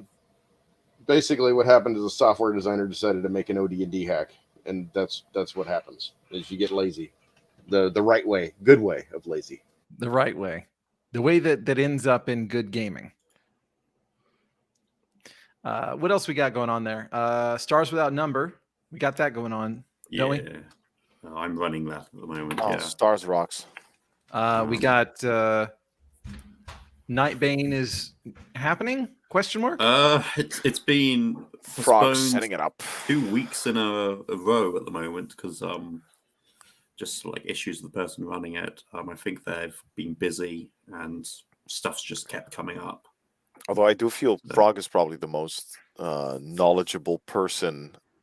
Oh yeah, to run. If there's anyone qualified to run a Palladium game, I feel it's that guy, right? Yeah. That Simbata dude needs to be paying him. Because I guess because we'll be hanging out in voice chat, and we will learn about Palladium that day. There's been some swords and wizardry games, and I hope there'll be more swords and wizardry in the future. We'll see. Yeah. And then there's just some like I think a few DCC games probably I've seen, and a Lion and Dragon game that I think DK's running as well. That one's not happening on the server. He wanted to have that elsewhere, which it works out because then we're not running that at the same time as Prince's game because it does run together. So well, a lot of people recruit from the server because it's a good mix of people. Right. Has anyone heard of 2400 RPG? No. I haven't heard of it either. By Jason Tochi on itch.io, a plug-and-play toolkit. Not just one RPG, but a series of self-contained modules, easy to slot in or entirely. I've heard of it. It's a minimalist game. It's a couple of pages long altogether. It doesn't take long to become an expert of that RPG. Fair.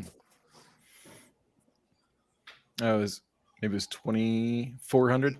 No, it probably is There's- 2,400. There's a couple other Okay. ones. There's like 18xx games, which is the same thing. Like they denotes a year that it's supposed to take place in, and it's a very minimalist, like 4-page or less game usually.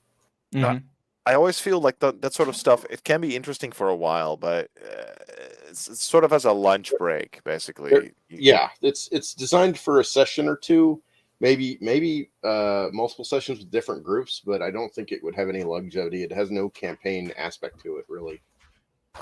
My B2 game has now fallen to, I think, a miserable 9 players again, depending on particularists' attendance. So It's a hot commodity. I can take or leave people joining in on Sunday. Yeah, it's something we don't really talk about. Maybe it's worth discussing. I sort of assume that, like with an online game, people's standard for when or not to attend is going to be a little bit lower. Because, like in Mhm. real life, if they're your friends, right, and they know that like you put effort into a session, and then they cancel at the last minute, you pull that once, right? If you pull that a second time, whatever, you're a dead man. Like I remove you Yeah. from my I phone. wish that were true for Call your for my parents, experience. etc. Like you can't do that. The point is that basically you you don't keep playing. But like with an online game, you don't really have a relationship as much with these people, especially if it's a bunch of randos. So like if people are like, well, I'm not really feeling like it, you don't have this automatic programming telling you that it's a bad thing to like cancel the session for whatever whim. So I assume the rate of attrition is going to be a little bit higher. Yeah, especially if they can just block you and disappear.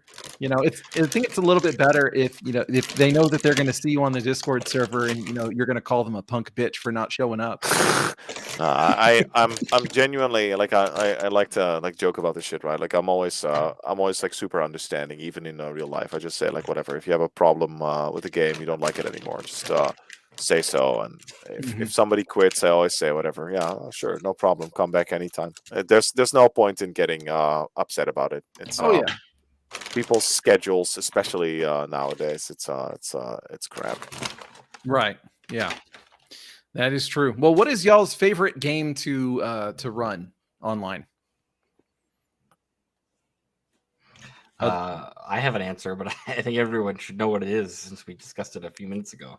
Yeah. Well, go ahead. Which is my OD&D based ransack system. I am a big You're fan. being shamed. If it hasn't,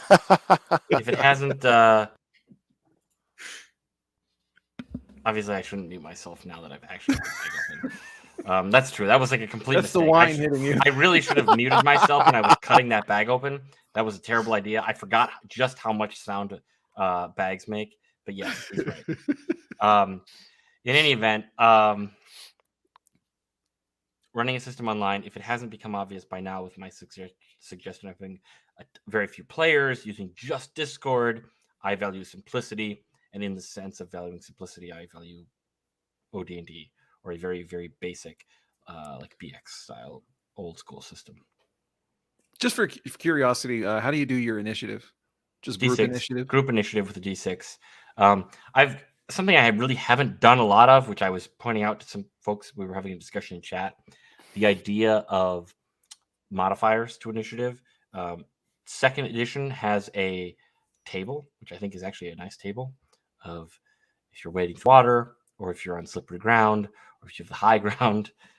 For example, if you're Obi-Wan and Anakin is down there like a jerk, you're going to need to give that guy a +1 to his initiative, which I have not done, but that's something that I think makes a lot of sense.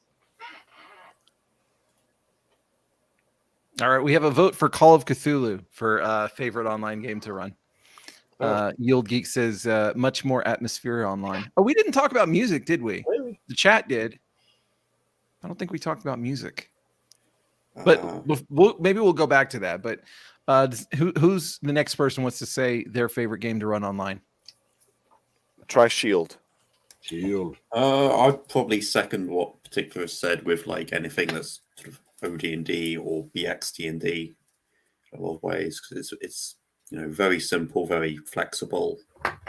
Your character sheets aren't going to be very complex at all, so you could just write them down like Notepad and stick them up in the chat for the DM to look at. It's not a lot of things you have to worry about with that. Yeah. Nice. Of course. A man of wealth and taste. Yep. I can make fart noises with my mouth too. I think we'll probably end up beating a dead horse with that by just all of us kind of concurring on BX and OD&D. Is that about right? I have an no. additional. Oh, go ahead, Aaron. No, you go ahead. Sorry. Go ahead. All right, fine. No, I have an additional factor to take into consideration, which actually caused me to switch to Labyrinth Lord. It's I pick a Labyrinth Lord is in many ways it's just like a slightly shittier version of like BX D&D. It feels just like it's like I don't know if there's boomers in the chat, but it's like when you would record something that would be on TV on video, like on video cassette, and you would watch that back, and the quality would just be slightly lower. That's Labyrinth Lord, right? But on the other hand, I can just point all my players to like if they're like, where's the rule book? I can just like point to like Labyrinth Lord. Here you go. It's here. It's on drive-through. It's free. I don't have to make a PDF, like send this through the mail or whatever. I don't have to worry about this or all this bullshit. So that is I think availability of a rule set and like support and that sort of shit is also a concern. So I would say Labyrinth Lord, yeah, it's not bad. Just house rule some of the mistakes out. Okay. I can trigger you and say basic fantasy for that purpose, because then they can get the Amazon copy for like $5. I've seen some pretty good things about it's always like minor things. I notice whenever I go into like these BX clones or BX retro clones, like the little house ruling that they've done is usually kind of like on par. It's usually good. So I you won't get hatred from me, but yeah, like it being free is a advantage, I would say. Mm-hmm. And there's an enormous list. Eric Tenkar did on his, and Shield. I think you've done a big list too. Yeah, I just compiled something together to start out my blog. Yeah, get me a link and I'll put it in the description. Ooh, so people can. Okay. I'm going to try and compile a bunch of useful links. But yeah, so for me, I guess so I do love running BX online, definitely. I really haven't run Swords and Wizardry online. But I would say that for me, my favorite to run online is Dungeon Crawl Classics. Interestingly, because when I'm sitting at the table, without my computer and all that kind of stuff, then, whenever we need to check a table, I need to like flip to the page or whatever.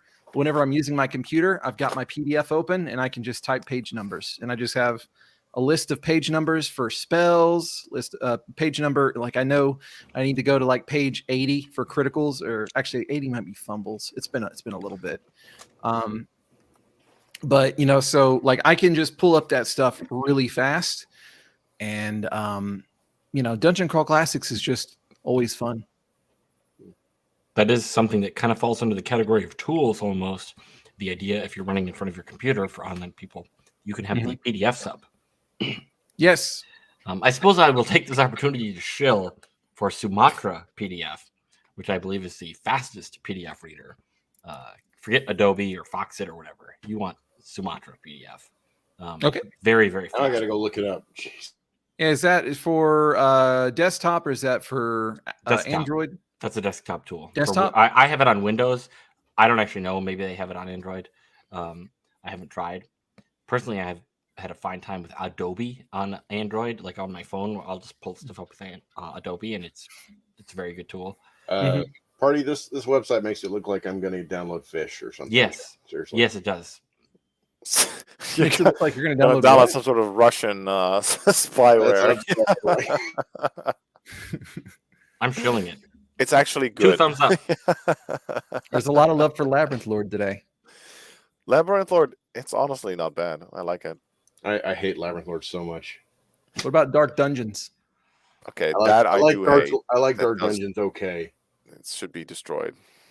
Should be destroyed. I want to say that yeah, for my own shilling, I don't like Basic Fantasy very much, but it should be the core game of the OSR, and all others should be based against it, basically.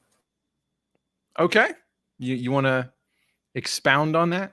I mean, it's free. It's got a great community. They're all together building stuff. The very essence of the DIY experience is, I think, that community. They're just. It's an interesting endeavor that's all coming together for at cost prices. So that's all I'm saying. Yeah, and Osric is kind of in the same boat, isn't it? Just about. I mean, they have a lot of stuff there. I mean, you got like was it Monsters of Myth, and you got all kinds of free stuff that you can download. And I don't know about probably community is part of like that's like real. That's one of the places where the OSR really got started, right? So you're going to encounter a lot of people that are compared to like the average fairly knowledgeable. Yeah, there's a lot of great resources. It's true, but I'm fully biased against AD&D, so yeah. I understand. You're dug in. But like it is cool. the Purple Sorcerer app, y'all. It's called the Crawler on Android, or I guess they might have it on Apple as well. But yeah, the that app makes DCC a lot more manageable. I hear people are I see that people are also trying to pimp LOTFP. They're not I wrong. mean, yeah, it's a solid system. It's an acquired taste, I would say. Okay, all right. The system, yeah. If you have never paid attention to it, there are some intricacies to it that you will not expect. If you get into it, the supplements and stuff are all kind of hit or miss. You're going to have some hits, some misses. Third-party stuff, I think, is even better than the stuff that they produce. Like Yoon Soon is really cool. I didn't know that was third party for LOTFP. Yes. No way. What? I thought that was first party. No. It really is not. It is third party. Even some of the recent stuff. I think what is it? Wizard's Vengeance, and there was another one. I can't remember now. Whatever. It's some sort of mega dungeon or 4-level dungeon. It's all really good stuff. Oh, we got some pimping for second edition, which I'm sure is going to make my friend Reiko happy. Second edition is where I started. It's where my heart Same. is. I cannot ever say anything really bad about it, even though it is so clunky and terrible. I would say it does like a few minor things better, but it's more like I think second edition is sort of like what it's grown into that people object to. Like the core game wasn't that bad, and yeah, I had a lot of fun too. So sure. Oh, here's a good point. Now, I know Prince is going to say something, but Jake it was says an automatic Black response. Hack is easy, Yeah. is easy online. It's a thing, right? Can we talk about that? This is fucking like a rules light games. I don't know. I understand that like it's good. You want to play D&D on the toilet. You want to play D&D on the bus while you're going to work with some random strangers. So there's reasons to have like super ultra rules light games, right? But I just feel there's a point where like you shave off all of these rules because you're like, well, this is boring. And you end up with some sort of skeletal structure of a game, and all of the nuance and the complexity has just been like stripped out of it, and you just have a sort of like a hollow shell. And I feel Black Hack is very close to like that. The soul leaves the body at the same time, though. Yeah, it's a corpse animated by neurotransmitters. Is correct. I don't know. I don't think that it inspires for me. Really just those kinds of really light ruled versions of D&D. They don't really inspire me to want to play like a campaign, like a long-term campaign. But I think that for a I don't know, like let's play like 3 sessions of something. Some kind of module. So Jake Atkins is going to put me into a sleeper hold, I think. It's going to choke me over, VC. He's welcome. You're welcome to if you want to. Is he a You're fan welcome of to if these you want types to. of games, these rules-like systems? Yeah, So I kind of want to absolutely. ask. Dissenting opinions are great. It would Well, be interesting, yeah. It would be interesting. I do want to ask: has anyone here in the stream run a rules-light system? Have you ever run a Knave game or an Into the Odd game or whatever? One of these rule-light systems. Does Morkport count? I think so. Yeah. Yeah, I don't. definitely. Yeah. I have. Okay. Just wanted to check how rules like we were going with this. Sure. I mean, what do you think? Is Morkborg like even lower on the tier list there in terms of rules lightness, or is it more? Is it closer to? I really don't know Morkborg. It's probably closer than say Black Hack. I'd say Closer to D&D, you mean? A bit, probably. Yeah. Okay, so it has a decent amount of rules. I don't. Yeah. Like I it don't doesn't know. I have a don't lot of agree with the it doesn't have like resource dice or anything, or Fair. you know, a lot of these abstractions that I think a lot of rules like games tend to have. They do have a lot of abstractions. In fact, I was going to shill Yeah. for a couple of abstractions that I'm actually quite fond of. So resource dice is not one of them. I don't like that. I'm fond of just keeping track of stuff. I'm not like entirely opposed to it, but it wouldn't be my first choice. Like if I was going to pick two, It's pretty easy just to okay. jot down I- arrows and cross them out when you're done. You know. yeah. I like resource dice if it has to do with something wearing out, but not with something that's like a limited resource that you actually can track, like arrows. Yeah. So. Like Oh, I see. So it would be something that you weren't really Some- sure. Like you've durability unearthed this. It's basically a shotgun, for example, and it'll Like with wear a out wand. eventually. Yeah. If I That was is fine. going for a durability mechanic for weapons, resource dice makes sense. Yes. I see. That's fair. Not I for like- like full I Oh like that shit! thought. Fuck! Like we ate Food? so much, guys. We just ran out. We thought we had 10 days. Damn it! Yeah, whoops. It is. Who's That been is eating kinda the midnight silly when you put it snacks that during way. watch? What the heck? But to talk about the two things I do think are good, anyone who's played with me would understand that I do like the idea of an item slot system over encumbrance, and it is something we talked about before, where encumbrance is kind of a pain, Yes. and if you don't have a tool like an Excel sheet or whatever, I agree. or programmable character sheets, it's kind of annoying. I think item slots, they're not just a replacement; they also actually change the gameplay in an interesting way.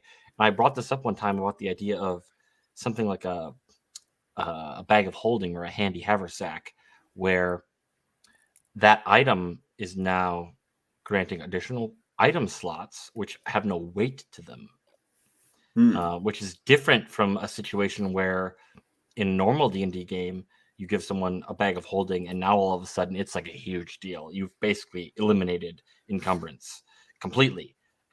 Whereas if it's a very limited number of item slots and the bag only adds 12 more or whatever, you can set a limit on it that I think is, I mean, obviously you could do this with a regular bag, like you just set the weight at like 250 gold pieces or whatever. But it seems like I will issue a minor correction. And as soon as you give low-level players a bag of holding, as I have done, like what they will start bringing on expeditions will start to like grow to like basically. If you give them a bag of holding, the amount of shit that they're going to bring on expeditions is also going to like drastically increase. There will be a kayak. There will be a. They'll be like, yeah, okay, well, do we 100 spikes? Okay, let's go. Some tents. Like it'll just be they'll start splurging. A barrel full of hedging. sand. Yeah, correct. But that's the same with like mules and stuff. The difference is with mules, you have to find a way of actually getting them into tricky locations, as well as the pressure for them to like spend all their gold, because it's heavy. Will also like decrease because they'll just put it in their bag of holding. Yeah, exactly. So like they'll find ways to. It'll sort of like their behavioral patterns will align around like them having whatever. What is it? 10,000 coins worth of encumbrance. Lynch is trying to trigger me. The flaming oil in a bag of holding is a great idea, because flaming oil outside of a bag of holding should take damage saves anytime that there's a jostling. Some sort of damage. I agree. Well, the other topic I was going to bring up, the other idea, like I mentioned, there were two rules from these rules-like systems that I enjoy. Personally, even though I don't use it in my normal games because I think it changes the game, I kind of like what Into the Odd does. or it gets rid of the damage roll, or sorry, it gets rid of the attack To hit roll, rolls. Attack Yeah. rolls. Yeah. hit roll, and it only has damage. Now that isn't like, it doesn't just do that. It also changes the way hit points work, so that your hit points are kind of like a temporary health pool, and your strength score is your actual health pool. Yes. Surprisingly, it makes hit points into what they originally were supposed to be, I guess. Yes, I agree. I mean, that makes sense to me. That's why I like the idea of it. The thing is, I do think it produces a very different type of game. Mm. So even though I might like it, if I was going to run that game, that's not the same game as D&D. I think that Yes. the hit roll is very integral to what makes D&D D&D. Yeah, it makes hit points another resource you have to track, and it is specifically just a resource that you know is going to wind down. Yeah, the attrition is much more certain. So, like your delves are going to be. I think you're going to play more conservatively. I'm not sure if that's good. It's different. It was, Different is sometimes good. Sometimes it's undesirable. I haven't checked out Bastion Land, but I do remember. I think I wrote a review for Into the Odd way back when. And it was like interesting. I thought the setting was kind of neat back in the day. I think that the game will break if you start doing damage with more than one die. Like you want to keep it limited because of the ability to sort of destroy that resource mechanic with more dice being rolled for damage at once. But that's just I haven't played the game, so it's just a guess. I'll remind Carl, the everybody answer that is- there's. Oh, sorry. Go ahead. Carl, the answer is 0 because we're all incels. No, I remind everybody that you can't breathe in a bag of holding. Okay, so Yeah. no stuffing Cannot? it full of war dogs. No. Well, wait a minute. You need party oxygen members. tanks. You need Yes. you hook that up. Yeah, that's fair. So originally we were discussing the goal ultimately is to discuss everything that we can around playing online. Yes. Yeah, sorry. I feel like we've diverged a little bit. Is there anything left to discuss? Absolutely. There's Unsure. I think Music. Music. the music actually. Yeah, you could talk about that. Yeah. So I used to use Rhythm, but Rhythm got nuked on Discord. There are a Yeah. number of good ambience channels here on YouTube. If you just type in like dungeon ambience, you'll find a bunch of different people who do that. And they'll have like an hour or 4-hour track of ambiences for different sort of terrains. It's great. Yeah, the question is how to get it to the other players when you're I playing online. I know. But no, that is an important thing to cover. So yeah, when I did in person, I used to use Tabletop Audio, I think is the website or whatever, and it's just real basic stuff. And occasionally, I would pull up stuff on YouTube. So if you're doing a streamed game, if anybody is going to stream their games, be careful about what songs you play, because Shield, you were in the streamed Morkborg game I did, I think, that one time. I don't remember that. It got copyright claimed, unfortunately. Was I in that game? I don't think I was. Jake says Tabletop Audio has a dope.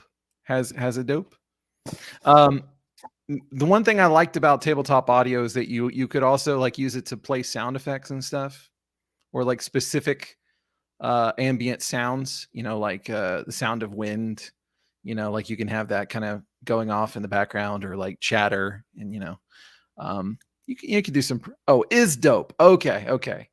Is dope. There we go. Am I the only one who never uses music online? I never use them either, to be honest. I don't anymore. Ironically, I have done it in real life. Yeah. Prince, if I had your voice, I would never use music online. Thank you. That's very kind. But I think I like overselling the European voice thing, like Americans like think it's so overselling. Well, my voice is just like an angel. It sings. Yeah. No, but I'm a Swedish plumber. I didn't say Europeans. I'm a Swedish plumber. Here to fix your pipes. Some deep ass. It's Always Sunny in Philly lore. No, no, but I think I used it. like back in the day for live games, I would occasionally put on like some background music, and it can help. But nowadays, I don't know. Like I usually play like 4 hours.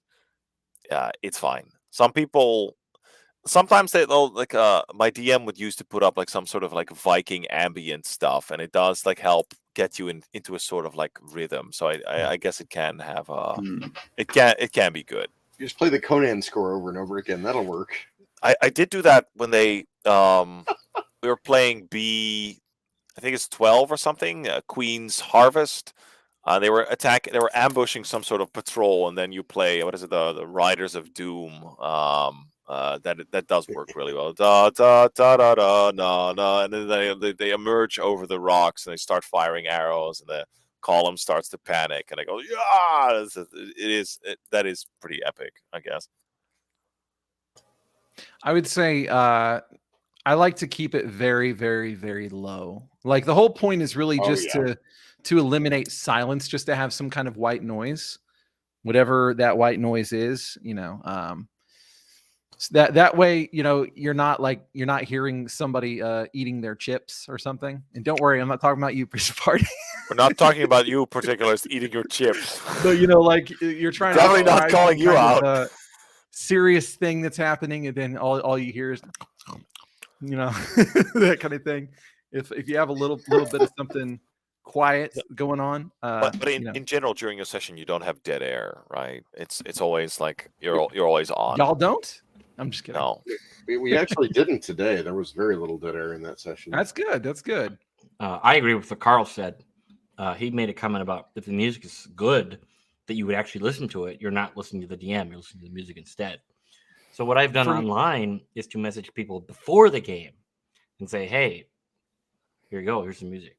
Listen to this. Mm-hmm. Get prepared for the mood of the game. But once the game starts, we're just going to run the game. Pre-game hype music? Yes, that's a good idea. I think that's pretty good. That does remind me. Yes, I used to play. What is it? There's the Queen. There's a Queen song. What is it? Is it Immortals or something? I think it's in the Highlander You're the Champions? No, not We Are the Champions. Although that one is cool too. Princess of the Universe. I think it was. Yeah. That one is also good to get to get pumped. It's true. That's a good trick. Yeah, I might have to check that out. But because you never sent me any music, but okay.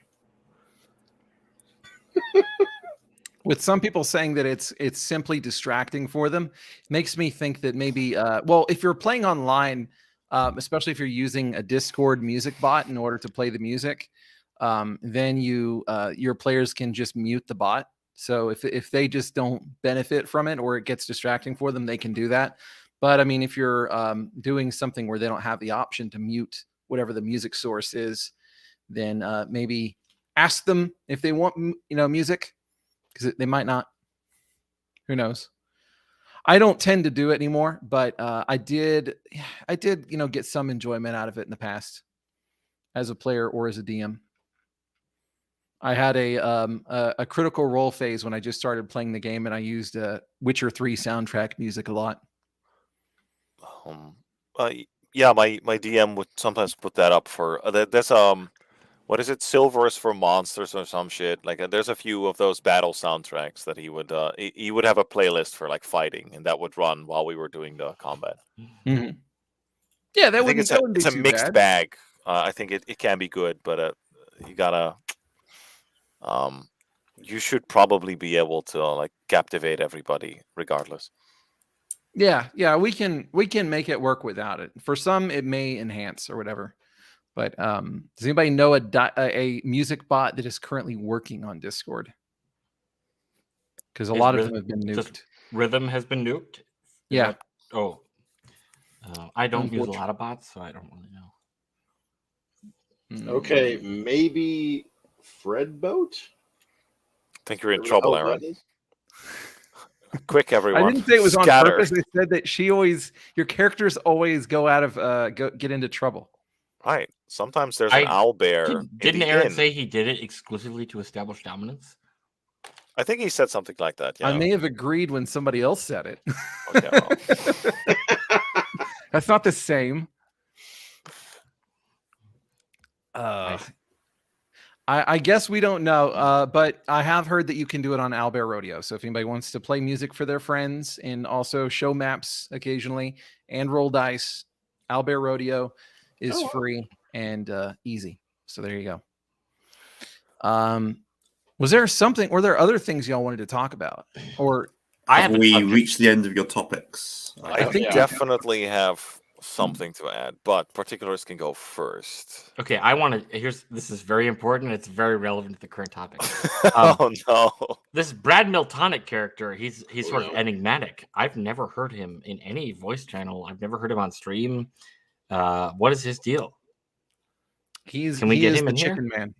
Does he ever come into voice or into the stream? Like, what's Very before, infrequently, yes. and just to troll. Right. So. He's a good friend of mine, though. Even though he does make fun of me. He seems like a great guy. I think he should be in here right now. You're being called out, Chicken Man. Chicken Man, indeed. Well, Prince, I think. Prince? Yeah. Oh yeah. No, I was saying Homo Pultrius. there's a little bit of I think there's a little bit of like sort of like supporting activities you can do around an online game that might not necessarily be as like self-explanatory or obvious if you play offline.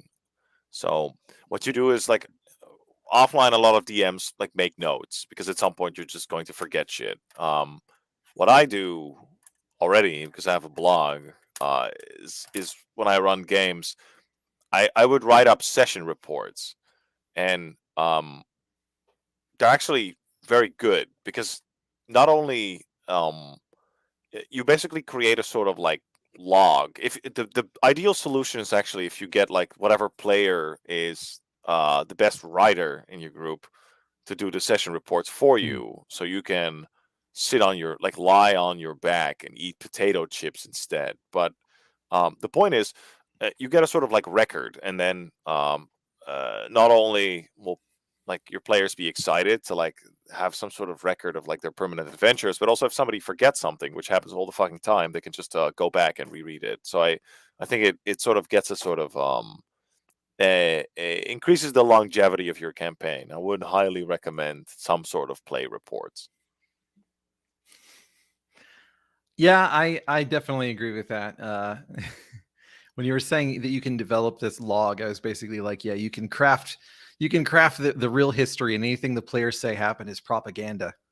Oh yeah, you can do that too. It's perfect, but I've started getting gaslight a them. habit of writing like Word documents for my prep, and also that means I can take notes while the session's going on online.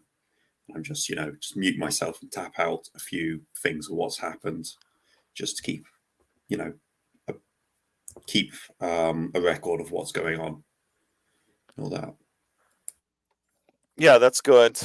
It might also be interesting because I think probably hearing people tell about their campaign settings is not or about their campaigns is not like the best thing to listen to. But I don't know, like reading somebody's play reports. If you're just online, you're just cruising. It's a way to sort of like sort of like make it accessible for other people, and they might actually be interested in. It's always interesting for maybe newer players to see like, well, what does an actual session look like, especially if it's if you're running some sort of pre-published adventure that people are already familiar with or may have heard of. It might actually be good. So yeah, would recommend. Gil reminded me I need to do my campaign diary for this week. It's been like 4 days now. Pete says, at the start of the session, ask everyone to close their eyes, then describe the scenario the players find themselves in.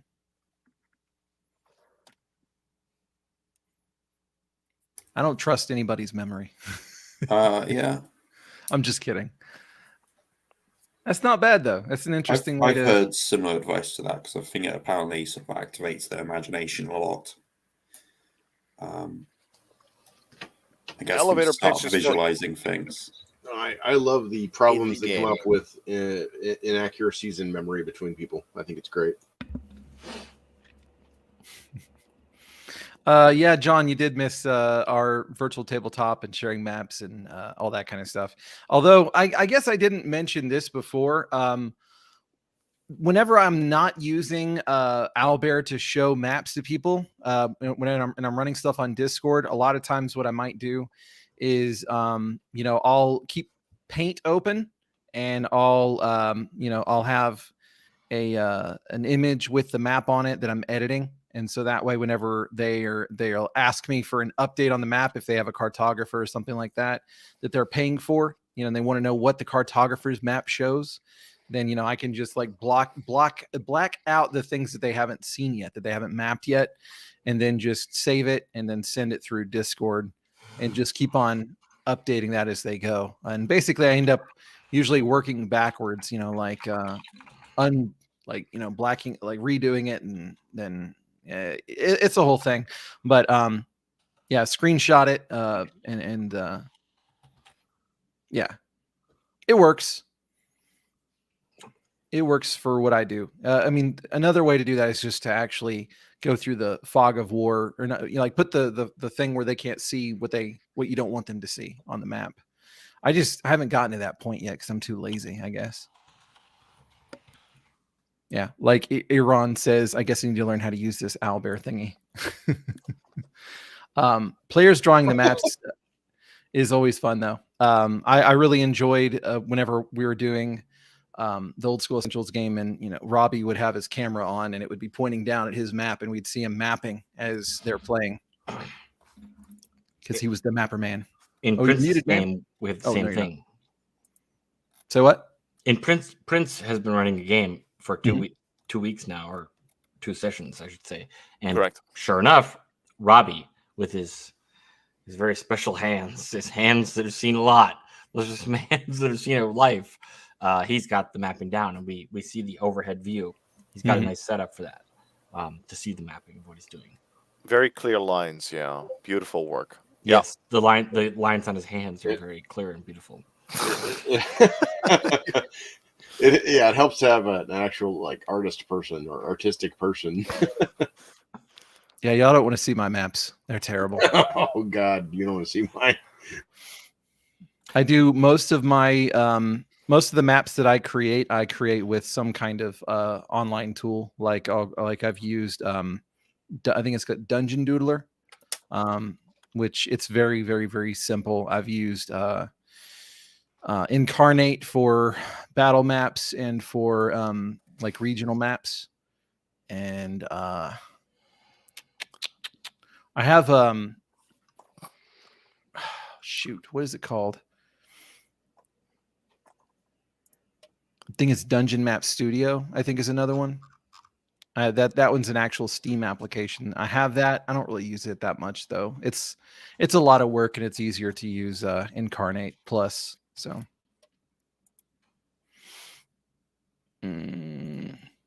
how many have any of the people speaking actually used Roll20 much? As a player, primarily. Well, for me. Party, how about you? No, not at all. I have very little experience. I do have a very old account on there. I've used it a tiny bit, but I basically have nothing meaningful to contribute. Yeah, I've been on the receiving end of somebody running Roll20 to all of its capacity. Saxius is the kind of guy that puts a lot of effort into it. Like I said, he makes these massive dungeon environment maps. He has all kinds of objects that are invisible until you notice them. He can add all kinds of new objects as you're playing along and doing things, and he's using everything that has to offer: dynamic lighting, fog, everything. So serious business, and whenever it's firing on all cylinders, it's really cool. Not gonna lie, it is really cool, but he puts work into it.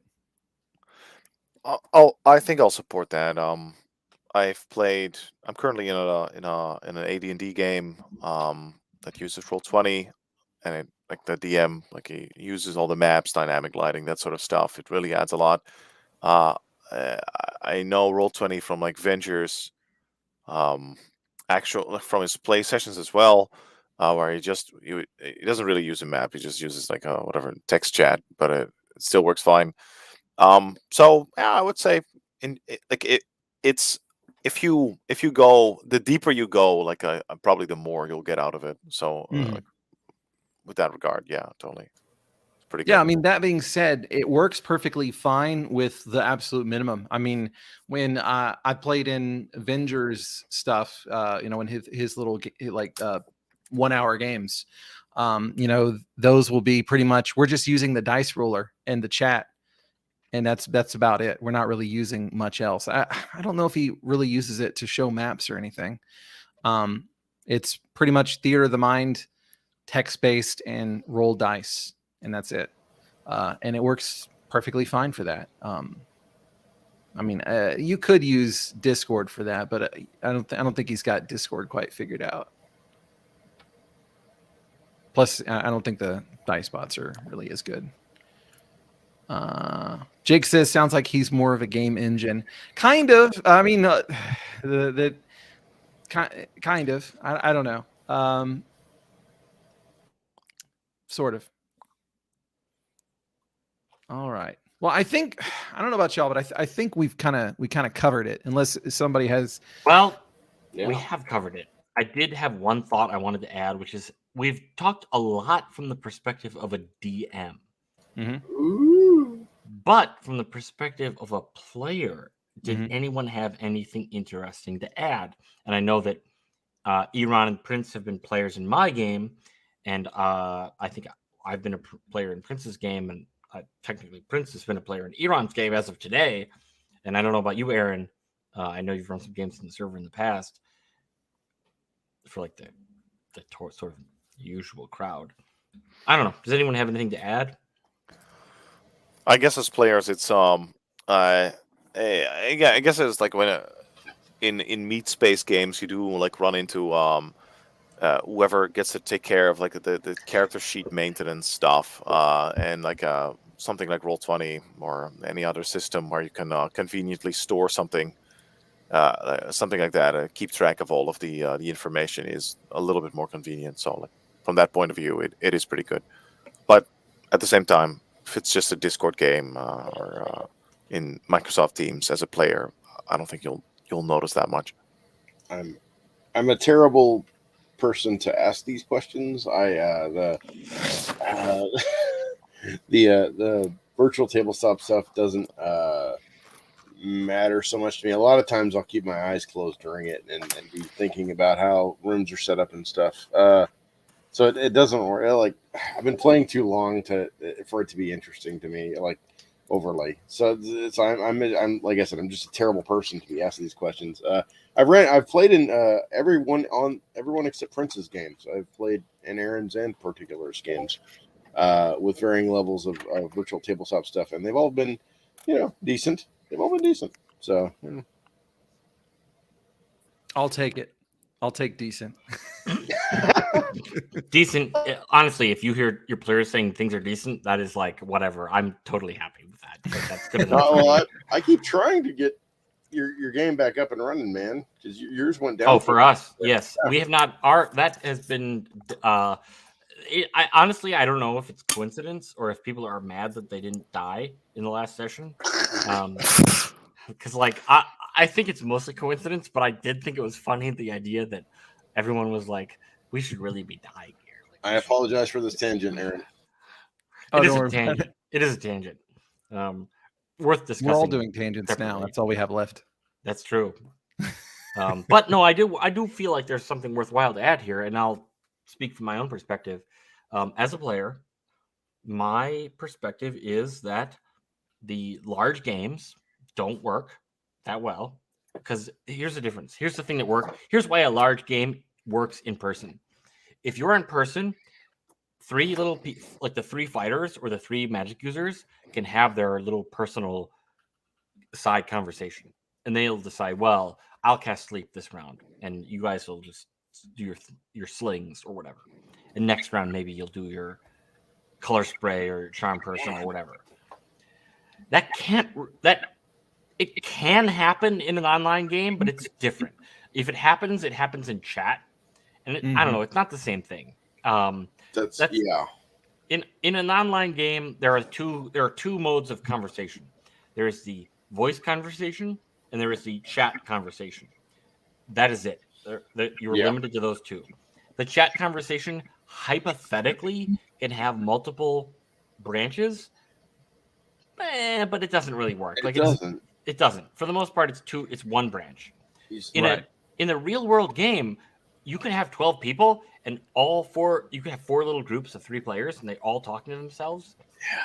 And they come up with their own little plans. Like, okay, the fighters and the dwarves have this plan. The magic users and the elves have this plan.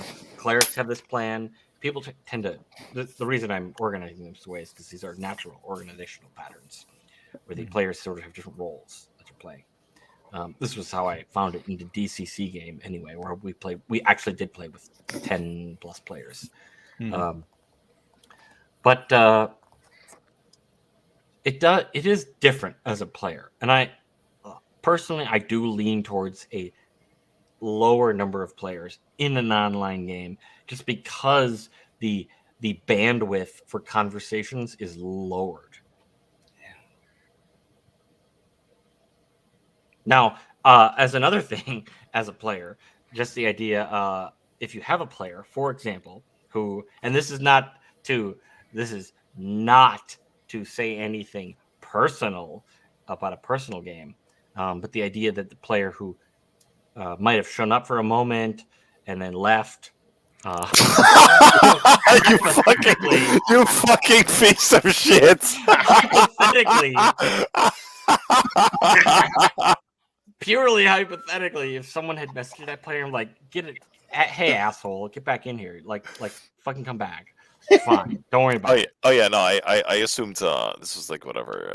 Okay, this is some personal shit, or maybe you have connection issues. Like maybe it's should I have messaged you? Yeah, should I have called your parents? People might come back, and you don't have to do it yourself as a DM. You can just be like, you can indicate to the players like, hey, that guy left. Isn't that kind of weird? Maybe somebody should message him, and then your players will take care of it for you. You don't have to deal with it. But no, I think the train was going at that point. I was like, like if maybe we should just legitimately discuss this issue. Oh yeah, later. Because I think this actually is Yeah, I mean, later. legitimately right now. We should discuss this issue. The idea that a player might why a player in an online game might back out, even though they're willing to play. Like they're willing to play, but they might back out because of some specific thing. Like they're really specific reason. Specific reason. Like they're very neurotic. Like they're just like, ooh, that one thing has made me mad and I'm out. And again, speaking entirely hypothetically, that's a hypothetical reason. Hypothetically, you could imagine a player, for example, who was didn't want to play because they felt that the party was just engaged in too much intra-party conflict. The party was just fighting in amongst themselves, and this game is not going anywhere. It's boring. This was I don't care. 5 minutes, and then yes, exactly. The hypothetical player, who's definitely not me, might have been misunderstood that this was only going to be for a few minutes. And it wasn't going to take up the 3 hours of the whole session where people were just going. Oh no, I would never let that happen. If people start arguing too much, I start rolling random encounters or whatever, or I say "What's up, guys?" Whatever, pick somebody who's in charge. I think there's 2 points here. One is people who seem like they're not interested. Their reasons might be very shallow, and that you could easily defeat them if you just talk. Talk That's a little. True. Try to talk. Be proactive. Always be proactive. Always talk to people. Try to find out why they're having trouble. Obviously, if you've got 8+ players in the game, whatever, fuck that one guy. Yeah. But the other aspect is as a player. Sorry, I'm actually legitimately starting to get to the point where I'm getting destroyed by the amount of wine that I drank. So I don't know. I actually don't know what my second point was. No, but Okay. I So- think you at least have a good point with like being proactive. So like normally, because you like normally again in an offline game, if somebody quits, it's always in your best interest to figure out like why, right? Of course, because it's Mm. feedback. It's good. In an online game, people are a little bit more flaky, but yeah, it can totally help to like reach out and go after it. I think in that game we already had another guy who canceled or whatever the fuck. No, I figure guess the opposite side of that is don't take things personally when someone no. walks away. Like, don't take it personally. It's not. It may not be just you, and maybe a number of contributing factors. Maybe it's a bad time slot for them. Maybe they don't like your rule set, and they don't want to say anything mean to you about it. It's That's online. It can be flaky. Hypothetically, It's not their cuppa. Exactly. But it's still worth. It's always worth. Yeah, I totally agree with you. It's always worth like reaching out, figuring out why. But I just figured that you had some internet struggles, right, or whatever. Like you were just gone. Like all right, still have 8 players left. oh, that's another thing on Discord or any other platform. People Oh, can yeah. set their status to appear offline, but they're not offline. No. They're sitting there brewing, They're lurking. watching. Is he Oh yeah, going that's to me right message there, me? baby. Ooh. Yeah. Offline, but I'm watching you. Were you literally were you like, all right, I just left. Why isn't he messaging me? Like I mean, we don't need to discuss this on this stream. of course not. I actually did leave. We've been hypothetically. Like I keep saying hypothetically. But no, I left Prince's game. I think this is worthwhile for everyone to hear, for the chat, for the whole stream. Personally, I was annoyed by people. What I felt was intra-party conflict, and we discussed this a little bit afterwards, to the point where it was clear I jumped the gun. I was being a little neurotic about it. I jumped the gun. I worried too much about that people were gonna waste the whole session fighting each other, and I failed to trust that Prince would shut that kind of thing down and get the session moving. So I left, and it hurt me and it hurt the game pointlessly, because obviously the session did continue and people did get things done. So I could have stuck around. Personally, I went off and did my own thing. I spent 4 hours writing rules for my system, but I didn't have it probably would have been better off spending the time playing the game. So I think there's an opportunity there where people have their own motivations for why they're, you never really know. It's worth talking to people. You can always instruct people to talk to people for you. No, noted. Yeah, if it's a game that I'm not enjoying and I'm not playing with close friends or good friends, then bail. I mean, I might stick through the session, but I'll probably stick through the session unless it's like really bad. But yeah, like if you're, why waste your own time? Why waste other people's time? Because I don't know about y'all, but if I'm not having a good time, I'm a shitty player. That's an interesting topic. The idea of a game where you are a player and you should genuinely leave, that it's not worth your time to play in this online game. How do you know when that is the case? Like, how do you know, maybe I should give it a little longer to try to find out. Personally, my personality, I feel like I should give things a little longer than I do, but I don't know. Prince, sound like you had something to say there. Oh yeah, I would say you check the first 20 minutes or 10 minutes are very important because you get a sort of baseline, and then like you do a sort of like double check after a couple of hours. I feel like even if it like online is maybe a little bit different, right? But like D&D, it's a hobby that consumes a lot of time. It's difficult enough to get games planned as it is, right? If you're not, I mean, you can have slow sessions. Obviously, people can have like a bad day or whatever the fuck. But feel 1 or 2 sessions if you're not in, or even like one session that's where you're just like, okay, I guess not. If it's an online game, you don't know these people. No, just like be I guess be forthright. Just say, hey, I don't think it's for me, brother. Like whatever. Talk to you later. Okay. Also, like I like to give some time because, like you were saying, sometimes it takes a bit for things to come up to steam. Maybe GM doesn't know everybody. They're still like insular and they don't want to.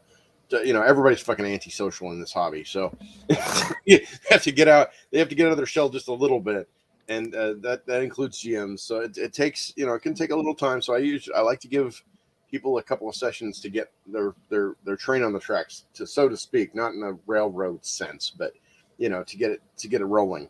And same goes for if like there's a bad session, that should not be the end. Like, don't end on a bad session.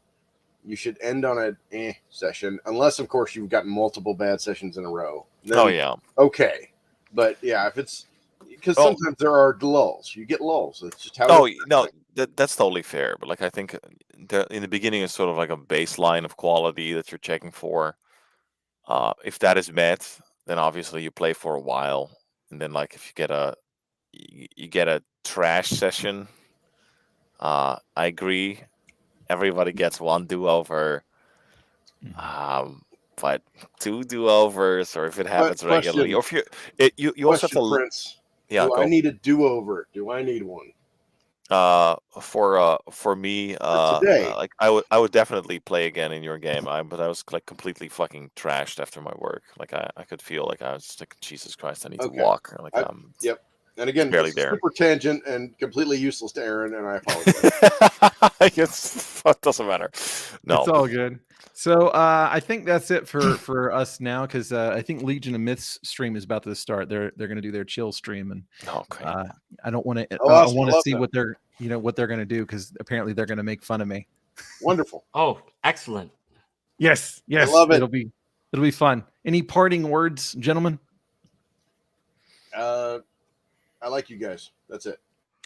If you're thinking about running a game online and you're not sure, just fucking. Sorry, I shouldn't be swearing on the stream. But no, you can swear. It's fine. Freaking do it.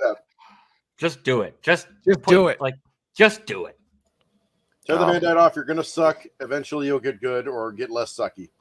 And yeah, I would totally concur. I would say the best way to learn this game is by playing it not just like with a couple of regulars, but with other people as well. And if you're looking for a place where there's a fair amount of like interested people, you can always check out the Aaron the Pedantic Discord server. Yeah.